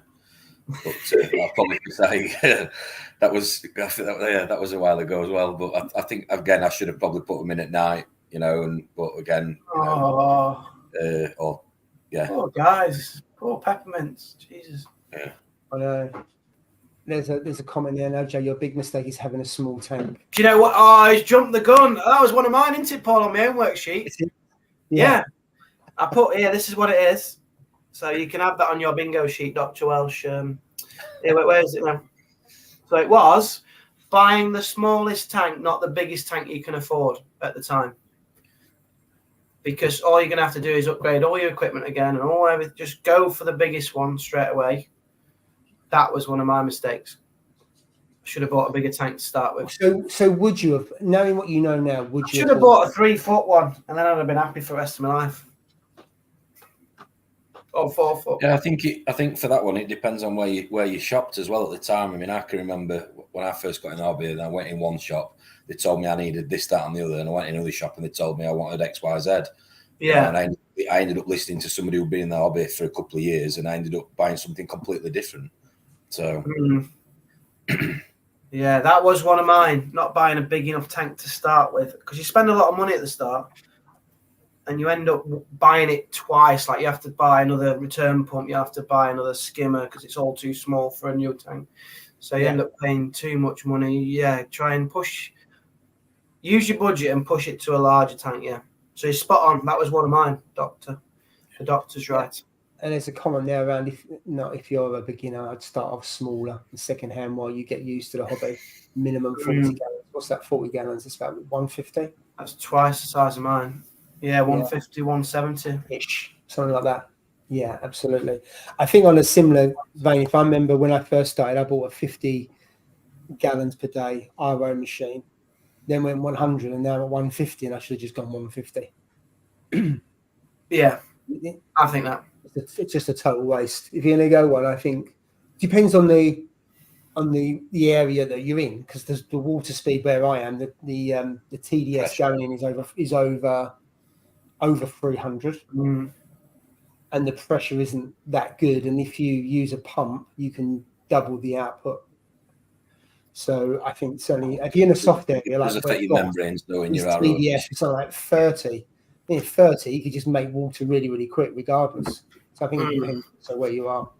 Yeah, never been a problem me waiting for water. Yeah, you obviously don't go there. Don't go there. Don't go there. There was one for me was not doing a research on a coral and then taking the recommendation from the LFS. I ended up buying one of those gorgonians that are really nice. It's the red stem with the white polyps. Oh, they're MPS. So I had it for 24 hours in the tank, and then I took it back, and they refused to take it back and said, "No, you've told me wrong. If you think this coral was for me, then I would never have bought it." So that was about, if you make a snap decision on something, at the very least Google it to find out the basics around it. But that was within the first 12 months of having a tank. So I learned research a lesson in terms of selection. But I mean, fortunately, they took it back and I got my money back. But I was not happy buying them. It's a beautiful coral, but I was totally out of my depth. Yeah, that's I reckon a lot of people have done that in the chat as well. Like bought something or nearly bought some. I nearly bloody bought them garden meals, remember? And I was like, I've seen these. Yes. I was on the WhatsApp chat and I was like, I've seen these amazing creatures called garden meals. And I was like, I'd love them in my little nano reef here. And they were like, you should get them. You should get them. I'm like, I don't really know much about them, but they do look pretty cool. And I nearly got them. But obviously, they were all winding me up, and they were saying like, "No, we'll wind you up. Don't get it. Don't get it because it needs like 6 inches of sand or something." Yeah. So bed, absolutely. And they look cool, don't they? But they're so cool. Specific setup tank for that, certainly in terms of sound. There's some comments here about tanks. You probably learn more with a small tank, though. Yeah, a 300 XL. Yeah, that's a great first tank because you got plenty of room. Yeah, I think that's a great first tank tech. Yeah, there's a good point here. Start out with a small tank just to dip the toes in. Yeah. but they are less forgiving. Because I found this has been the toughest one for the first 12 months out of all the ones I've had. Or a second-hand one. You get a good second-hand one now, I suppose. You could just dip your toe with that, a second-hand one, I reckon. Absolutely. Absolutely. That'd be a good. I still have my 180 running on a canister filter, going on for 6 years. Nice one. So that's that. Jay, there's one for you when you fed live. Daphne, What's that? What are you up to now? Just wondering why my laptop battery's going. Oh, it's plugged in. It's saying it wasn't plugged in, but it is plugged in. I don't know. This show is unprofessional. Right, what's that? Oh, Daphne, I forgot about that. I didn't even write that one down. Sorry, John, you can't have that for your bingo, Greg, because I didn't write that one down. The Daphne, I didn't know you couldn't feed them Daphne. It was in the same bit as all the other foods that I bought. So I'll have some brine shrimp, have some copepods. Oh, what are these? Oh, ragworm. What is it? Ragworm or whatever they're called. Red worms. And didn't you do that as well? Yeah, I had the worms, and then I had the Daphne. I've never seen any of them since I put them in. Is that because you poured in the coral dip?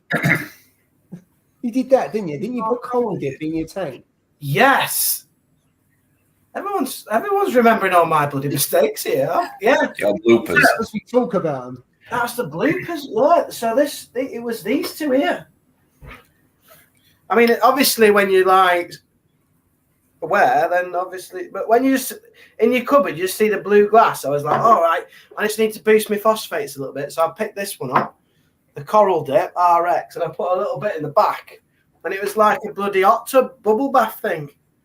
And I was like, oh shit, what have I done here? Basically, and I just panicked like you do. And I had to do a water change. That was it. I was supposed to put a few drops of that in and a few drops of coral RX in. To be fair, I've never seen any bugs on the corals since. They had a good clean that day. So it done the job. It did the job. Yeah, that was, just because they were both blue and they've both got the little black nipples there. They look very similar, don't they? Well, I'm not sure. Apart from the size. Easily done that. Okay. You get confused with your nipples often, then, Jay. Yeah. Easily confused with a nipple. Moving on. What about the hairnet? There's a few people. Oh, come on! The hairnet's gone. Look, that's not a hairnet line. Jesus Christ! Right. We had that, and it went away. I had it for like 2 or 3 months, and now it's come back. No. That's because you took time off over the summer, didn't you? Well, that's why I did, because I need to restore my mental health. Yeah. No, I was on holiday. Yeah. Right. So Chris Allen, Evo for 6 months, and he jumped to an XL 300. Yes. Nice... So Chris, do you regret getting the Evo, and do you wish you'd jumped straight into the XL 300? I reckon that's a yes. Yeah. I reckon. There's another one there for you, Jay, because you've done this a few times. You dropped the fans in the tank. Oh, Jesus. Right. I was sat down earlier and I was talking to my missus and I was like, what mistakes have I made? And she's rattled a few off, but these are all ones I didn't write down. So, thanks, guys, for saying how shocking I've been. I have actually destroyed 3 tanks. Mate. Oh, cheers, Reefing. Thank you very much. He wants to touch. No, what's that? He wants to touch. He wants to touch. Hey, he's a very generous man. He's giving his tank away for free.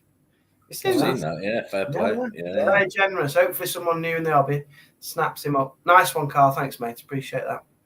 There you go. There's a comment from Chris. No, I don't. Loads of learnings. All right, fair play. It is nice to learn on a little tank as well. I like the fact that when I got mine, all the kit came with it, so I didn't have to learn out like what specification of return pump, skimmer. It's all just like taken out of your hands as a beginner. It's like just well, it's called plug and play. And when you're a beginner, that's worth its weight in gold. Plug and play, just plug it in, fill it with water. And I know you replaced the Radiant. Oh, sorry, the LED, the Red Sea one for the Radiant. But this light is pretty good. I haven't tried it on SPS, to be fair, at the moment. I'm sure it'll grow SPS. I will try a couple of SPS. But in terms of the shimmer and the corals are growing really well, I think it's a really nice light. In fact, you could argue the light is too powerful because I get quite a lot of light creep. The spread just goes straight across over there, but it's on the other end of the room, so it's not a problem. It goes to neighbours there. A bit of light creep on this particular one, so I think that the spread is wider than you need for this. Police will be jumping through his bay window next behind I mean, curtain. That spread is ridiculous. Look how far it's going out there at your window. I know. It's wide, that is. Yeah, that's probably good enough for, I don't know. Another tank next to it. Probably not a 3 foot. I don't think it'll be a 3 foot, but it's plenty of spill. What about Jay getting? Jesus, it's all about Jay here. Oh my God, he's hammering I'm trying to me. think of some more. To be fair, I'm trying to think of some more. That was one of mine. On the bingo grid. Clownfish. I'd never start with clownfish again. And when, not that they can hear me, when these guys have finished, right, then we're never getting clownfish again. Never. Seriously, I would never have clownfish again. They're just too territorial and too aggressive. And I don't reckon Steve would either. I mean, that was naive because, like, when you get a marine tank, what do? You get clownfish. Everybody gets clownfish. I wouldn't even recommend it on a video now. I'd be like, do not get clownfish on your first tank. Just get nice, peaceful fish like firefish, mandarins, maybe not for first fish, but like peaceful little fish. Not them, because they're aggressive. Very aggressive. Yeah. And they might be hardy, but they're not. They just don't like other fish. No, I agree. Right, we've got some comments here. So looks like Carl's got rid of the tank. So nice one, Carl. It's gone. Yes, nice one. Yeah, not surprised. 16 years of keeping trops only goes about 10% of what goes on in reefing. Can't see the learning journey ever ending. That's true. Absolutely. Yeah. Especially as the hobby evolves and things that we thought were correct now maybe not so right. So therefore, how you keep a tank might change slightly. I mean, the basics are still the basics in terms of salinity. I remember one of the first tanks my mum had. There was a fad. I don't know, early 90s, but of putting dead coral in your tank as like an ornament. And we're back some years. It used to be bleached. Seriously, like bright white pieces of coral in the sand. Yeah, and that was before skimming. It was an under gravel filter. Yeah, that was going back some years, and that was like a craze. Wow. But yeah, there's a place in Matlock we used to go to years ago, garden centre as a kid. I used to sit in the back of the car with this fish between my legs in a bag and just be like, what the hell, you know? And some of the fish we used to get, my mum used to buy, you know, Picasso triggers and some random fish, you know. And again, it was, you know, there was limited selection back then. But putting a dead coral in the tank, because you couldn't really get coral then. It wasn't really a thing. You know, it was more about fish. And then she got an internal. I think it was like an internal skimmer that was part of the tank, and that was like revolutionary back then. Wow. But you were destined to be in this hobby then, if your mum was into. Well, I inherited the tank from her. That's the problem. We had the tank as a kid, as I was a kid for years. So you just get familiar with it, and then when she wanted to get rid of it, because she couldn't carry water barrels and stuff, because she was getting older and she wanted to get rid of it, and she was like, "Oh, I've got all." And like now, I laugh because she was like, "Oh, I don't know why I'm getting all these mushrooms. They're growing so big, and through the roof, maybe." You know, you got like really, you know, have budget light on it or whatever. I can't remember what equipment was on it, you know, exactly, but she had the pink spot goby in the tank and a couple of others that we inherited, and that was a 2-3 foot tank, and that's look at where I am today. I know, Has she been round to see that one? No, she's coming tomorrow. Actually, we're out for a meal. She's coming tomorrow, but she's it was my mum that got me in the hobby, and that's what I mean. It was just literally through that, because I think it's one of those things. If you haven't got a sort of connection, it's a bit of a dicey sort of it can be a bit of a dicey experience for people. Like you said a minute ago with the first tank, it's pricey, and you need to just know some people in the hobby. I think that's always a good thing. Yeah, definitely. Absolutely. Yeah, that's ace. Right, got some more comments there. I set my dosing up wrong and dosed 300 ml of reef instead of 30. You teach me to check what I'm doing carefully. It's a fair comment. I've overdosed before, but not to that extent. But there we go. You're going to obviously have to do a big water change after that, I'm sure. Yeah. Yeah, I'll come it through the roof. Yeah. What's his? Just thinking out loud. But do you think one of Steve's could be his? Could be his headphones. Those headphones. Oh my god! And he keeps telling us how like expensive they were. And I don't know, like the Bose or something, sound cancelling. The sound cancelling, no one can frigging hear you. Do you remember phones off Raggy Dolls, or am I being too old now? Raggy Dolls, remember that? Yeah. Yeah, I remember that. Is it one of Steve's is mentioning Sally? Oh no! Oh no! Do you remember that though? Yeah, I do remember that. I do remember that. Brilliant. That was never forget. Brilliant. Sally. Yeah, that was a long time ago, Chris. That was a good one. That was. There's one there, Jason Mistake introduced. Oh, that was. I remember that. Oh my god! On his bloody video as well. That was. Nearly me. Talking about my missus on one of his YouTube videos. Dear. Liberties. And then we got. You noticed it disappeared though. Yeah. You won't be seeing Ross for a while. He was sent offshore. Yeah, that's it.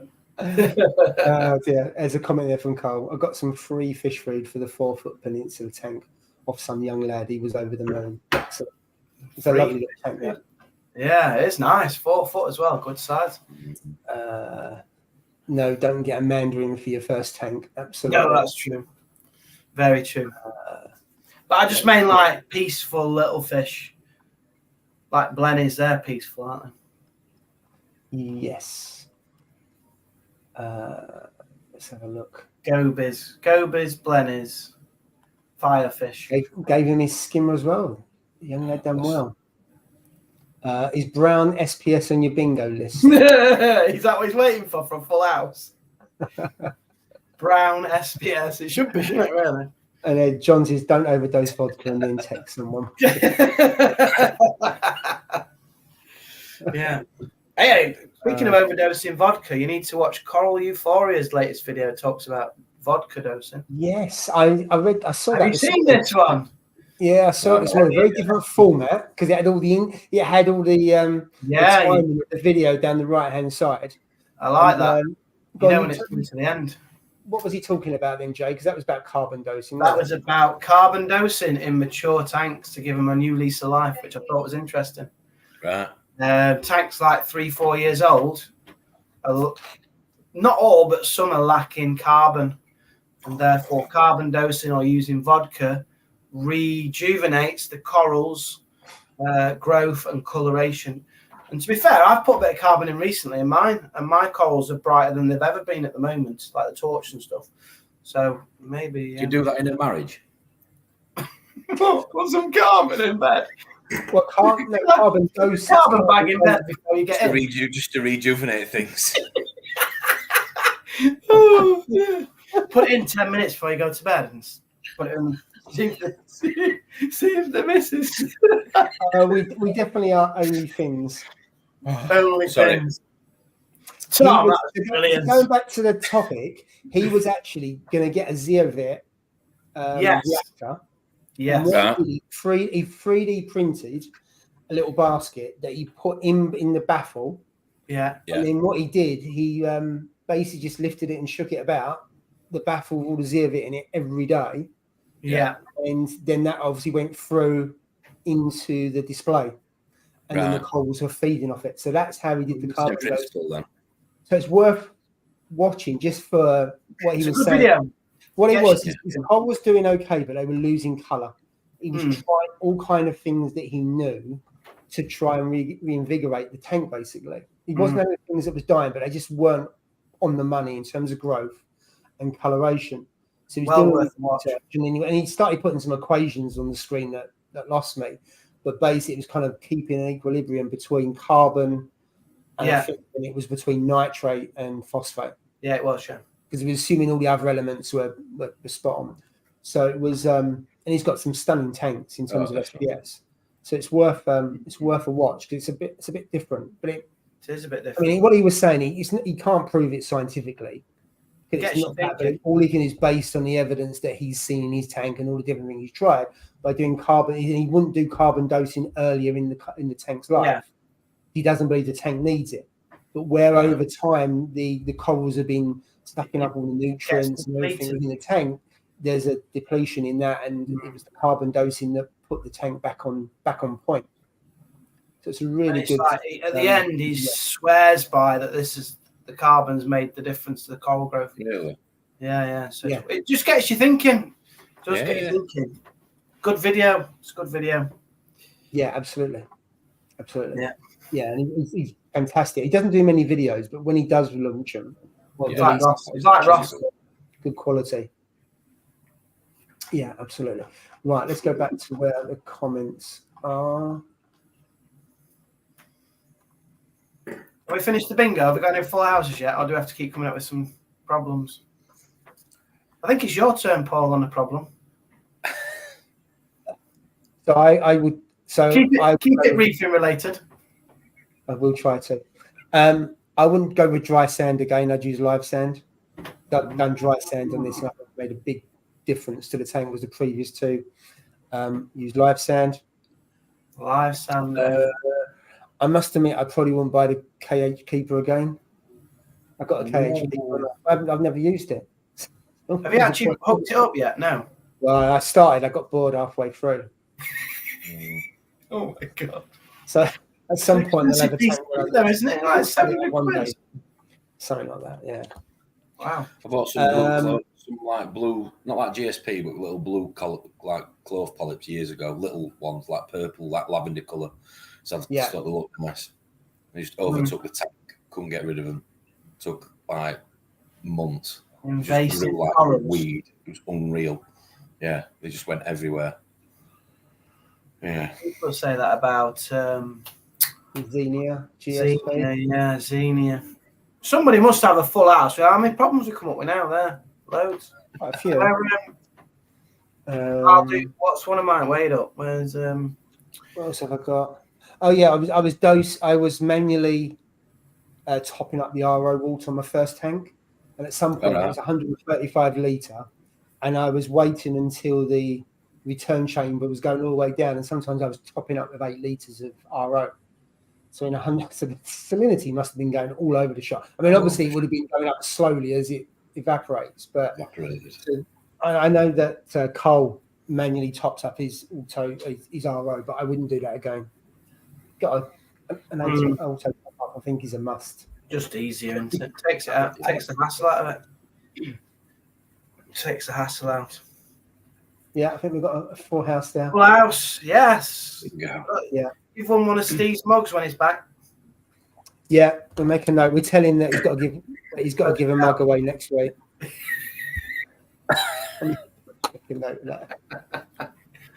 That was good. I enjoyed that. Someone wants a Hellfire. I'll have the Hellfire. How much is a Hellfire? I haven't got any left. Oh, they're sold. All sold. I've sold them to NG Reefing. I'm going to cross the border into Nottingham and take them there. You're going across. I might not be on the next live stream because they'll strip me to the bone or whatever. I don't know. Marks me through the streets. Well, that's good. I enjoyed that, Paul. That was a nice little feature. I like how So we say to Steve, and his head will blow off now. Steve, you've got to come up with a subject for next week. Well, yeah. This is why I don't host. There's too much pressure. There's too much pressure in it. Well, you do once a year, and what you did tell me when we, beforehand, that you're going to do a giveaway on the first live stream of the new year. Did I misunderstand that? I didn't, did I? I think I did do a giveaway once. I did. I gave. Well, it wasn't technically me. It was signature frags. We got like 3 corals. Remember? That's right. Yeah, that was a good giveaway. That was. Not the ultimate giveaway. That was Steve's. He had the radiant light. That was ridiculous. That was. Gen 6? Gen 6 or Gen 5? I can't remember. No, Gen 6. It must have been. Yeah. Yeah. That was a good one. We'll sort out a giveaway for the New Year special. Yeah.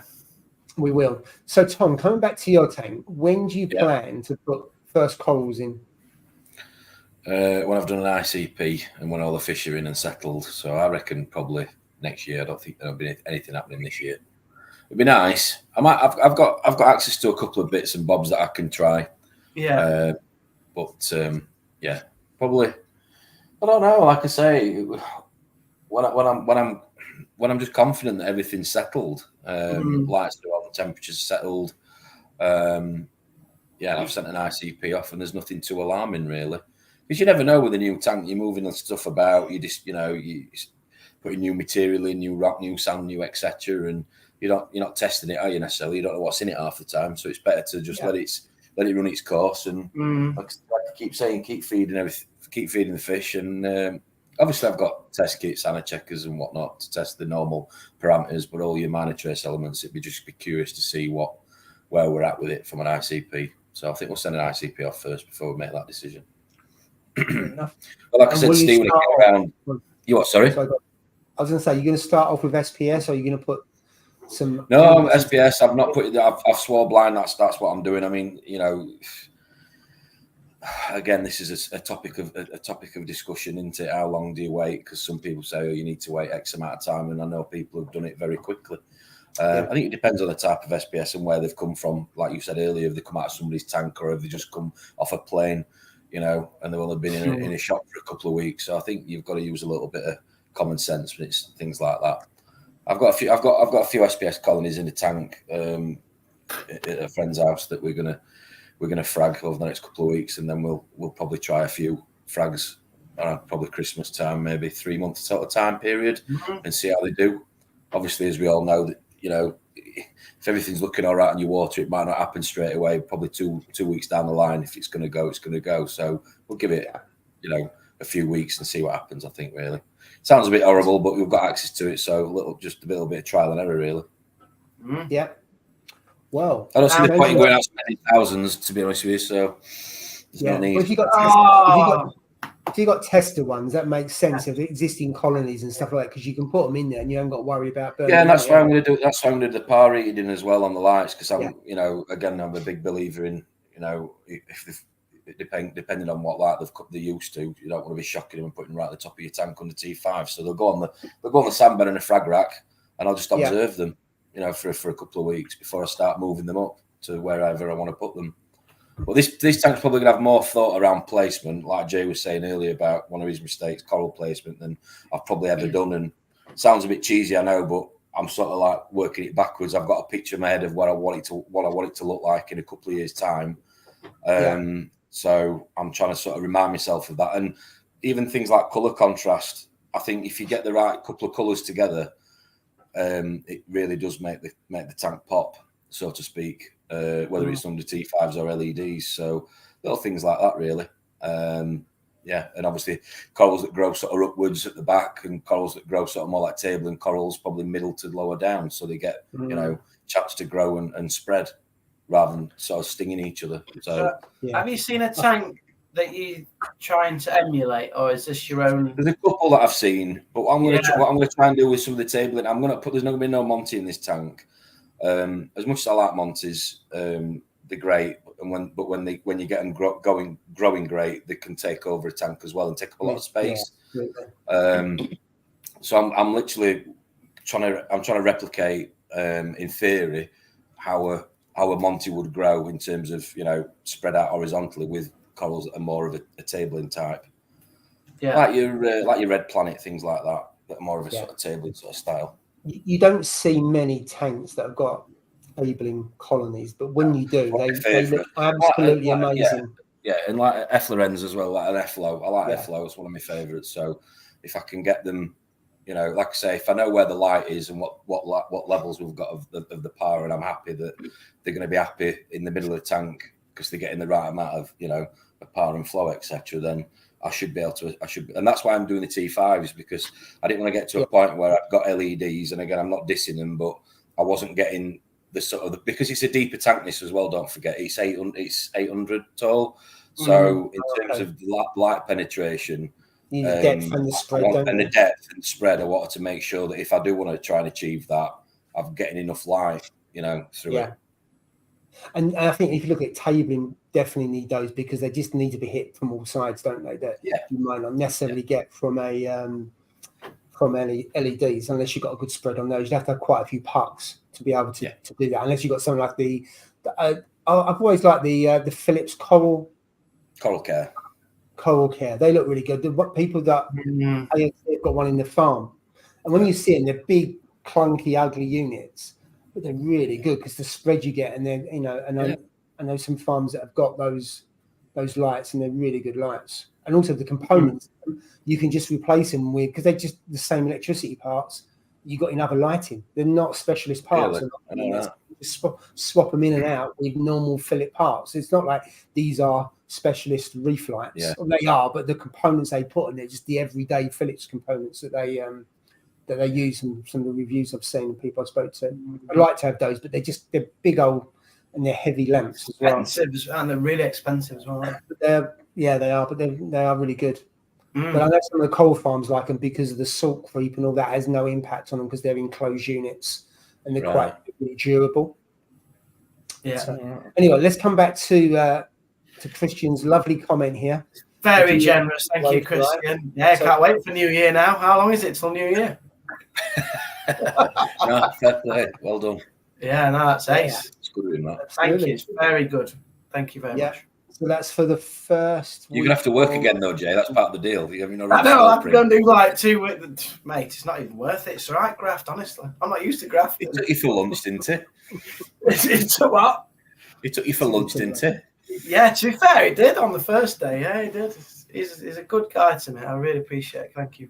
What he doesn't say is that you got to go and work there for another 2 days for the. That's it. Yeah. Yeah. You're gonna work. I'm nipping over in October, so it might get me doing something. To be fair, it's good because I learn when I'm there, so it's good. Absolutely. Yeah. Right, so we've got some comments there around Scott. Fox Flame. That's what he wants in the giveaway. Tell you what, I'd love. He's got it's called Elmo. It's a Tenuous SPS. Every time I go, I just think, I'd love that. Honest to God, it's just so beautiful, that SPS. I mean, I'm not a big fan of SPS in terms of like the movement and stuff, but that one is just unreal, like gorgeous. There you go, Jay. You can help me with the new tanks. I know, yeah, he's got some new tanks. He's only rang me up and asked if I can lift one up, and I'm like, get a bit older. Really? So is this in addition to the existing tables that you've got? You've added you had plenty of room for. Yeah, he's expanding a few. Oh, brilliant! So as far as I know, I'm not too sure exactly what he's doing, but he'll end up getting me doing some work. Jesus. Absolutely. About time, yeah. About time. Some lovely corals. Oh, unreal, yeah. Yeah. When was we there, Joe? Was it the beginning of this year or was it last year? I think it was last year. I think it's a while. I think since you were. Really? Yeah, I think it was. Wow, time flies because I've met you there and Ian as well. I haven't spoken to you. Alveopora. Yeah, it was Alveopora, wasn't it? Yes, I still got that Alveopora. Beautiful piece. That one, mint green.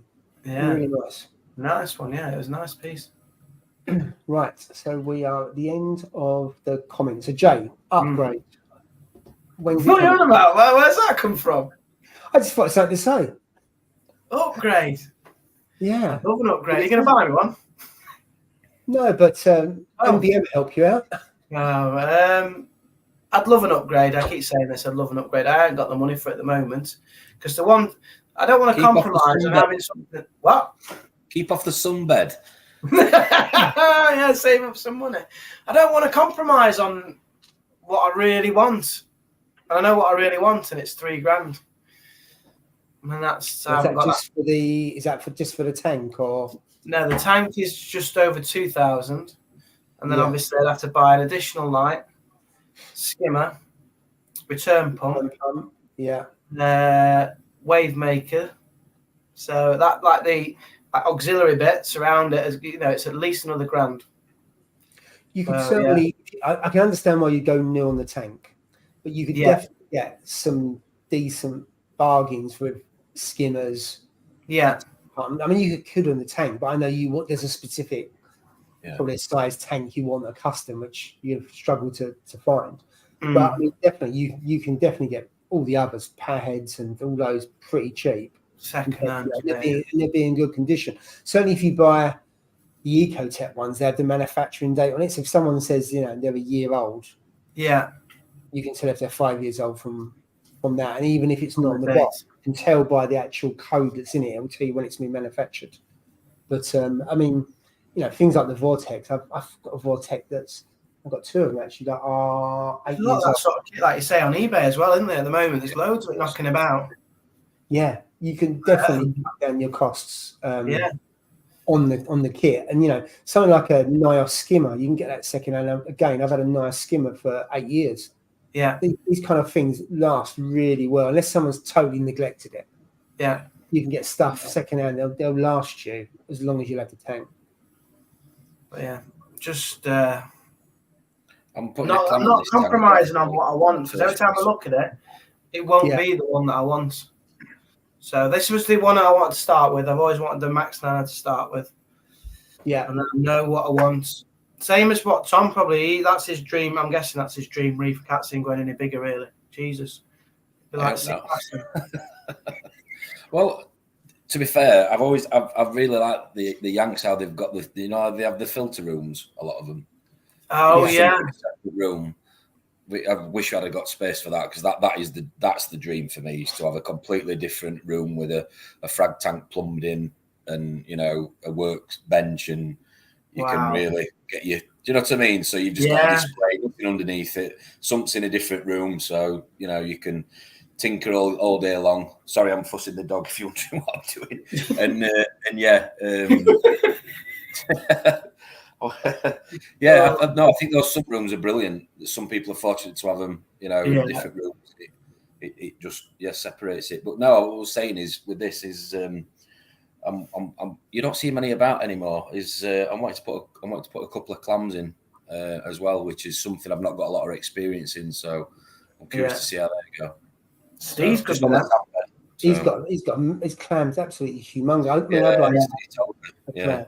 When you go in AAC, they've got some lovely ones. There's the smaller ones, which seem to be the brighter blue, but they're harder to look after, the smaller ones. So I know not about clams, but I would definitely like to have one. But going back to I'd definitely love to have a big tank with a sump room.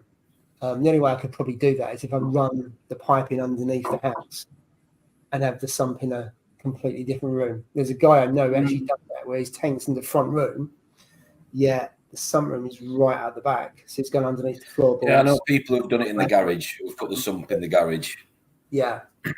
Definitely doable. I suppose then you just need the power on the return pump. Then you like something like a Biz or what you've got. Just need something that's got that oomph. But I bet it makes life so much easier when you're doing like stuff with your water and husbandry and just cleaning stuff. Less noise as well, because it's going to be, other than the power heads, you've got no noise, have you? No. Exactly. Yeah, exactly. Quite nice. Okay. That would be a dream. Last 3 or 4 minutes, let's go through some comments. So you have to be extra time. Yeah. So I lost that one. So I went away on holiday. I came back and that had been knocked off onto the sand, and sod's law, it was face down. So apologies, Christian. I killed that coral. Is that the yellow one? It was the banana one, wasn't it? Banana, yeah. I got the banana and also the alveopora. And the alveopora is fantastic. It's fine, but that one, just I don't know how it happened. They got knocked off onto the sandbed. So not a happy bunny. That's it though. If that happens when you're on holiday, you're stuffed out. You can't do anything about it. Absolutely. Yeah. I remember something that one mistake I made ages ago was, can you remember that craze a while ago, was those beads and you melted them, you heated them up. They were like a plastic gel, like silicone bead. Oh, right. Like the kids. Do you remember? Yeah, the kids thing. No, I don't know. You used to buy it. You could get them from shops. It was like a little bead. You used to put it in like a saucepan, heat it up, and it turned into like a putty. And then when it went cold, it solidified and went really, really hard. You never see that? I vaguely remember it, but yeah, I killed a lot of frags by using that, because I must have. Really? Well, yeah, because the putty must have been red hot, and yeah, you don't remember it? It was like a clear. I vaguely remember it. Somebody in the chat will probably remember it. Yeah, maybe. Little silicon beads that you could buy years ago, and you heated it up in, like, say, a saucepan, and it turned into like a gel, and then you could use it as milliput, and then it just went rock hard within seconds. Anyway, I digress. No. Someone will know what you're on about. Just I don't. Right, some more comments here. So it's no boot camp though, Jay. So you'd be all right with Christian. You said that last time to get me there. A filter room is the best, absolutely. TMC have loads of nice clams. Bring them in all the time. I'm shopping for you.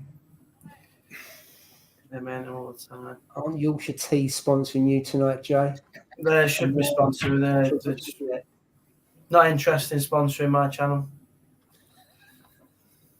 There we go. Remembers it? Aqua Forest made them. There were a couple of There you go. Look, Amy knows what you're on about. Good. At least somebody does. She was in the RB. She was in the RB in 1994 as well. I went in the RB in 94. My mum was, but yeah, thanks for that. I was still at school. Ben's putting my geography teacher had an haircut like yours as well. What I was going to say. How's that? Is it glued on that? Is it glued on that, Jay? When I go out on field work with the kids, it blows off. I got a bald head. He's comb across. He's probably trying. I was going to say was if you're at school in 94, they must have kept you behind for a few years. Oh, they did. They did, mate. Yeah, walking around school with my Sony Walkman. Oh, yeah. Stay with the days. Sony, they're worth a few bob they are now. Put it down my blazer sleeve while I'm in class listening. Yeah, Sony Walkmans. They were ace. They were. Oh, dear. So I got a comment here from Ben. He's looking for a yellow-banded possum wrasse, hard to find. What you can do is, and this is how I got the cherub angel. I went to AAC, then went to TMC, and TMC brought in a whole batch of cherub angels. So if you go to LFS, they might be able to source a yellow-banded possum. It took a couple months for me to get the cherub angel, but it was a specific order that I got, and I just bought a batch in because I couldn't see a cherub angel anywhere. It hadn't been ordered for ages. So if you're looking for that, go to your LFS who goes through TMC, and they may be able to order it for you. It may be expensive, but they might be able to get it for you. Paul at AAC is good at that because I wanted, when it was Love to Reef, I wanted a sun coral, and I said to him, "Can you get me a sun coral for when I come to Love to Reef?" And fair play to him, he did. I think he got 2 or 3 in at the same time. But yeah, he did. He helped me out. He's brilliant. Well, he's got loads, and he's got that little tank, that Casa tank. Now he has. He's got loads. He didn't have before, I don't think, did he? I don't know how long he's had those. I'm not too sure. Whether he had those at the same time, I don't know. There was only 2 when I was there. Yeah, but of course he's got the farm in the other shop. It's just loaded with loads of other corals. So I don't know whether he had already had those or not. But he must have at least 10, 15 sun corals. Yeah. They're what, £100 a pop? Retail. Yeah, they're 100. Yeah, I paid 100 quid of sun corals in that. Yeah. Look, they're cool. They're cool. Thinking of that, Love to Reef. Will you have it next year? Because obviously it's going to be very close to Aqua if you did. That would be a bit of a. And everyone's going to go to Aqua now. Surprise! Drippy was asking me this question the other day. It's a surprise. So the plan was to have it April, May time, but because of that Aqua, I won't, because there's no point. There's no point having that in April and then I put it on in May because it's so close. People will spend a lot of their money and stuff like that. Because the whole key was the frag swap. We had 2 vendors there did really well. It'd be a bigger show, so we'd have at least 3 or 4. Yeah, it's brilliant as well last year. And whilst they were reasonably priced, if people have spent all their money a previous month, I'm going to get less people. So if that does go ahead, and the reason why I say if, because I've not seen any marketing for it in the last few weeks. It's a massive show. No, I think it'll go ahead, that one, surely. I'm sure it will. So if it does go ahead, which I'm sure it will, then get the poll out. Get the poll out. Who's going to Aqua? Who do you think? I'll be interested to know. We're out of time. We'll have to ask next week. Oh no, we're not. We need to do 4 minutes extra because you cut us short. We was late. Oh. Wait a minute. I've got to do the poll. Right, I'll do the poll, then I'll finish off what I was saying. Sorry. Oh, sorry. Oh my God! So you might shift yours to perhaps the autumn or something next year, or possibly. I will go. Are you planning to go to Aqua next year? It's Crackner this weekend as well. I think a lot of people, quite a few people are going there. Yeah. So I mean, if Aqua does go ahead, so I've just put a poll up. If it does go ahead, then I'll definitely go. Yeah. But, so yeah, if I do a Love to Reef, it would probably be later in the year. So it'd have to be after. Yeah. I think September, October would be nice. I mean, September's a bit of a funny month because when I did the first Love to Reef, which was September. Oh yeah, it was. Yeah, it was a real struggle to sell the tickets in August because loads of people were not interested. In August, people are not really interested in the hobby. People going away and stuff like that. So the first couple of weeks, the ticket sales was slow, and then it picked up in September before the event, and we sold out 2 weeks 2 weeks before. So it would definitely have to be in October. Yeah, it's not ideal because it's October time, and then I've got to start selling the tickets over the summer, which I'm not overly enthused about doing. But I've got in my mind kind of things I would do and things like that. So we'll see. So ideally, I would have done it kind of April, May time, but I'm not going to clash with a show. It's absolutely huge, and there's no point. So yeah, I think I'd like to do one next year. Yeah, I'm well up for that. By the way, Mogsy, you shouldn't be texting whilst you're driving a bus. Naughty boy. Hey, up, Mogsy. Right, nice one, mate. I'm going to end the poll because we've got to finish in a minute. So the poll is. I reckon this is going to be big. 68% yes, 31% no. There we go. Ooh, so that'd be great. To be fair. Goes ahead and we meet a lot of different people, so that'd be really, really good. Yeah, it will be. Yeah. Right. There you go. There's a comment there. I went to Comic-Con at the same hall as Aqua and had free parking, loads of it, and really decent cafe food. So yeah, it'd be massive, wouldn't it? It'd be brilliant. I can't wait. And so before we go, how's Sally, Steve? Sally. Yeah, Sally's good. You could go to Comic-Con, Jay, like a little minion with that yellow tan, couldn't you?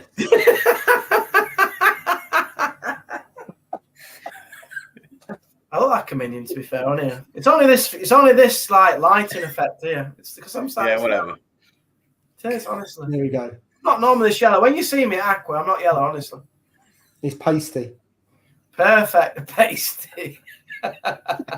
Right. On that note, we've still got 50 people watching. Thank you very much. It's been apologies for the hiccup at the beginning of the live stream. And Steve, if you watch back, you'll find the first giving away a mug tonight. Well done. Because I didn't press live. And yes, you're giving away one of your mugs next week. Ruffling his tank off next week. So well done, Steve. He's always a good sport. Absolutely. If he don't encourage you, he doesn't need any encouragement from Tom. Anyway, thank you for watching. Happy weekend. Yeah, great stuff. Have a good one. See you all next week when hopefully Mogsy will be back and he'll be. There we go. We'll finish Mogsy on that next week. Yes. And if you're going to Crackner, have a good time. Yeah, absolutely. Safe journey. See you, everyone. Yeah.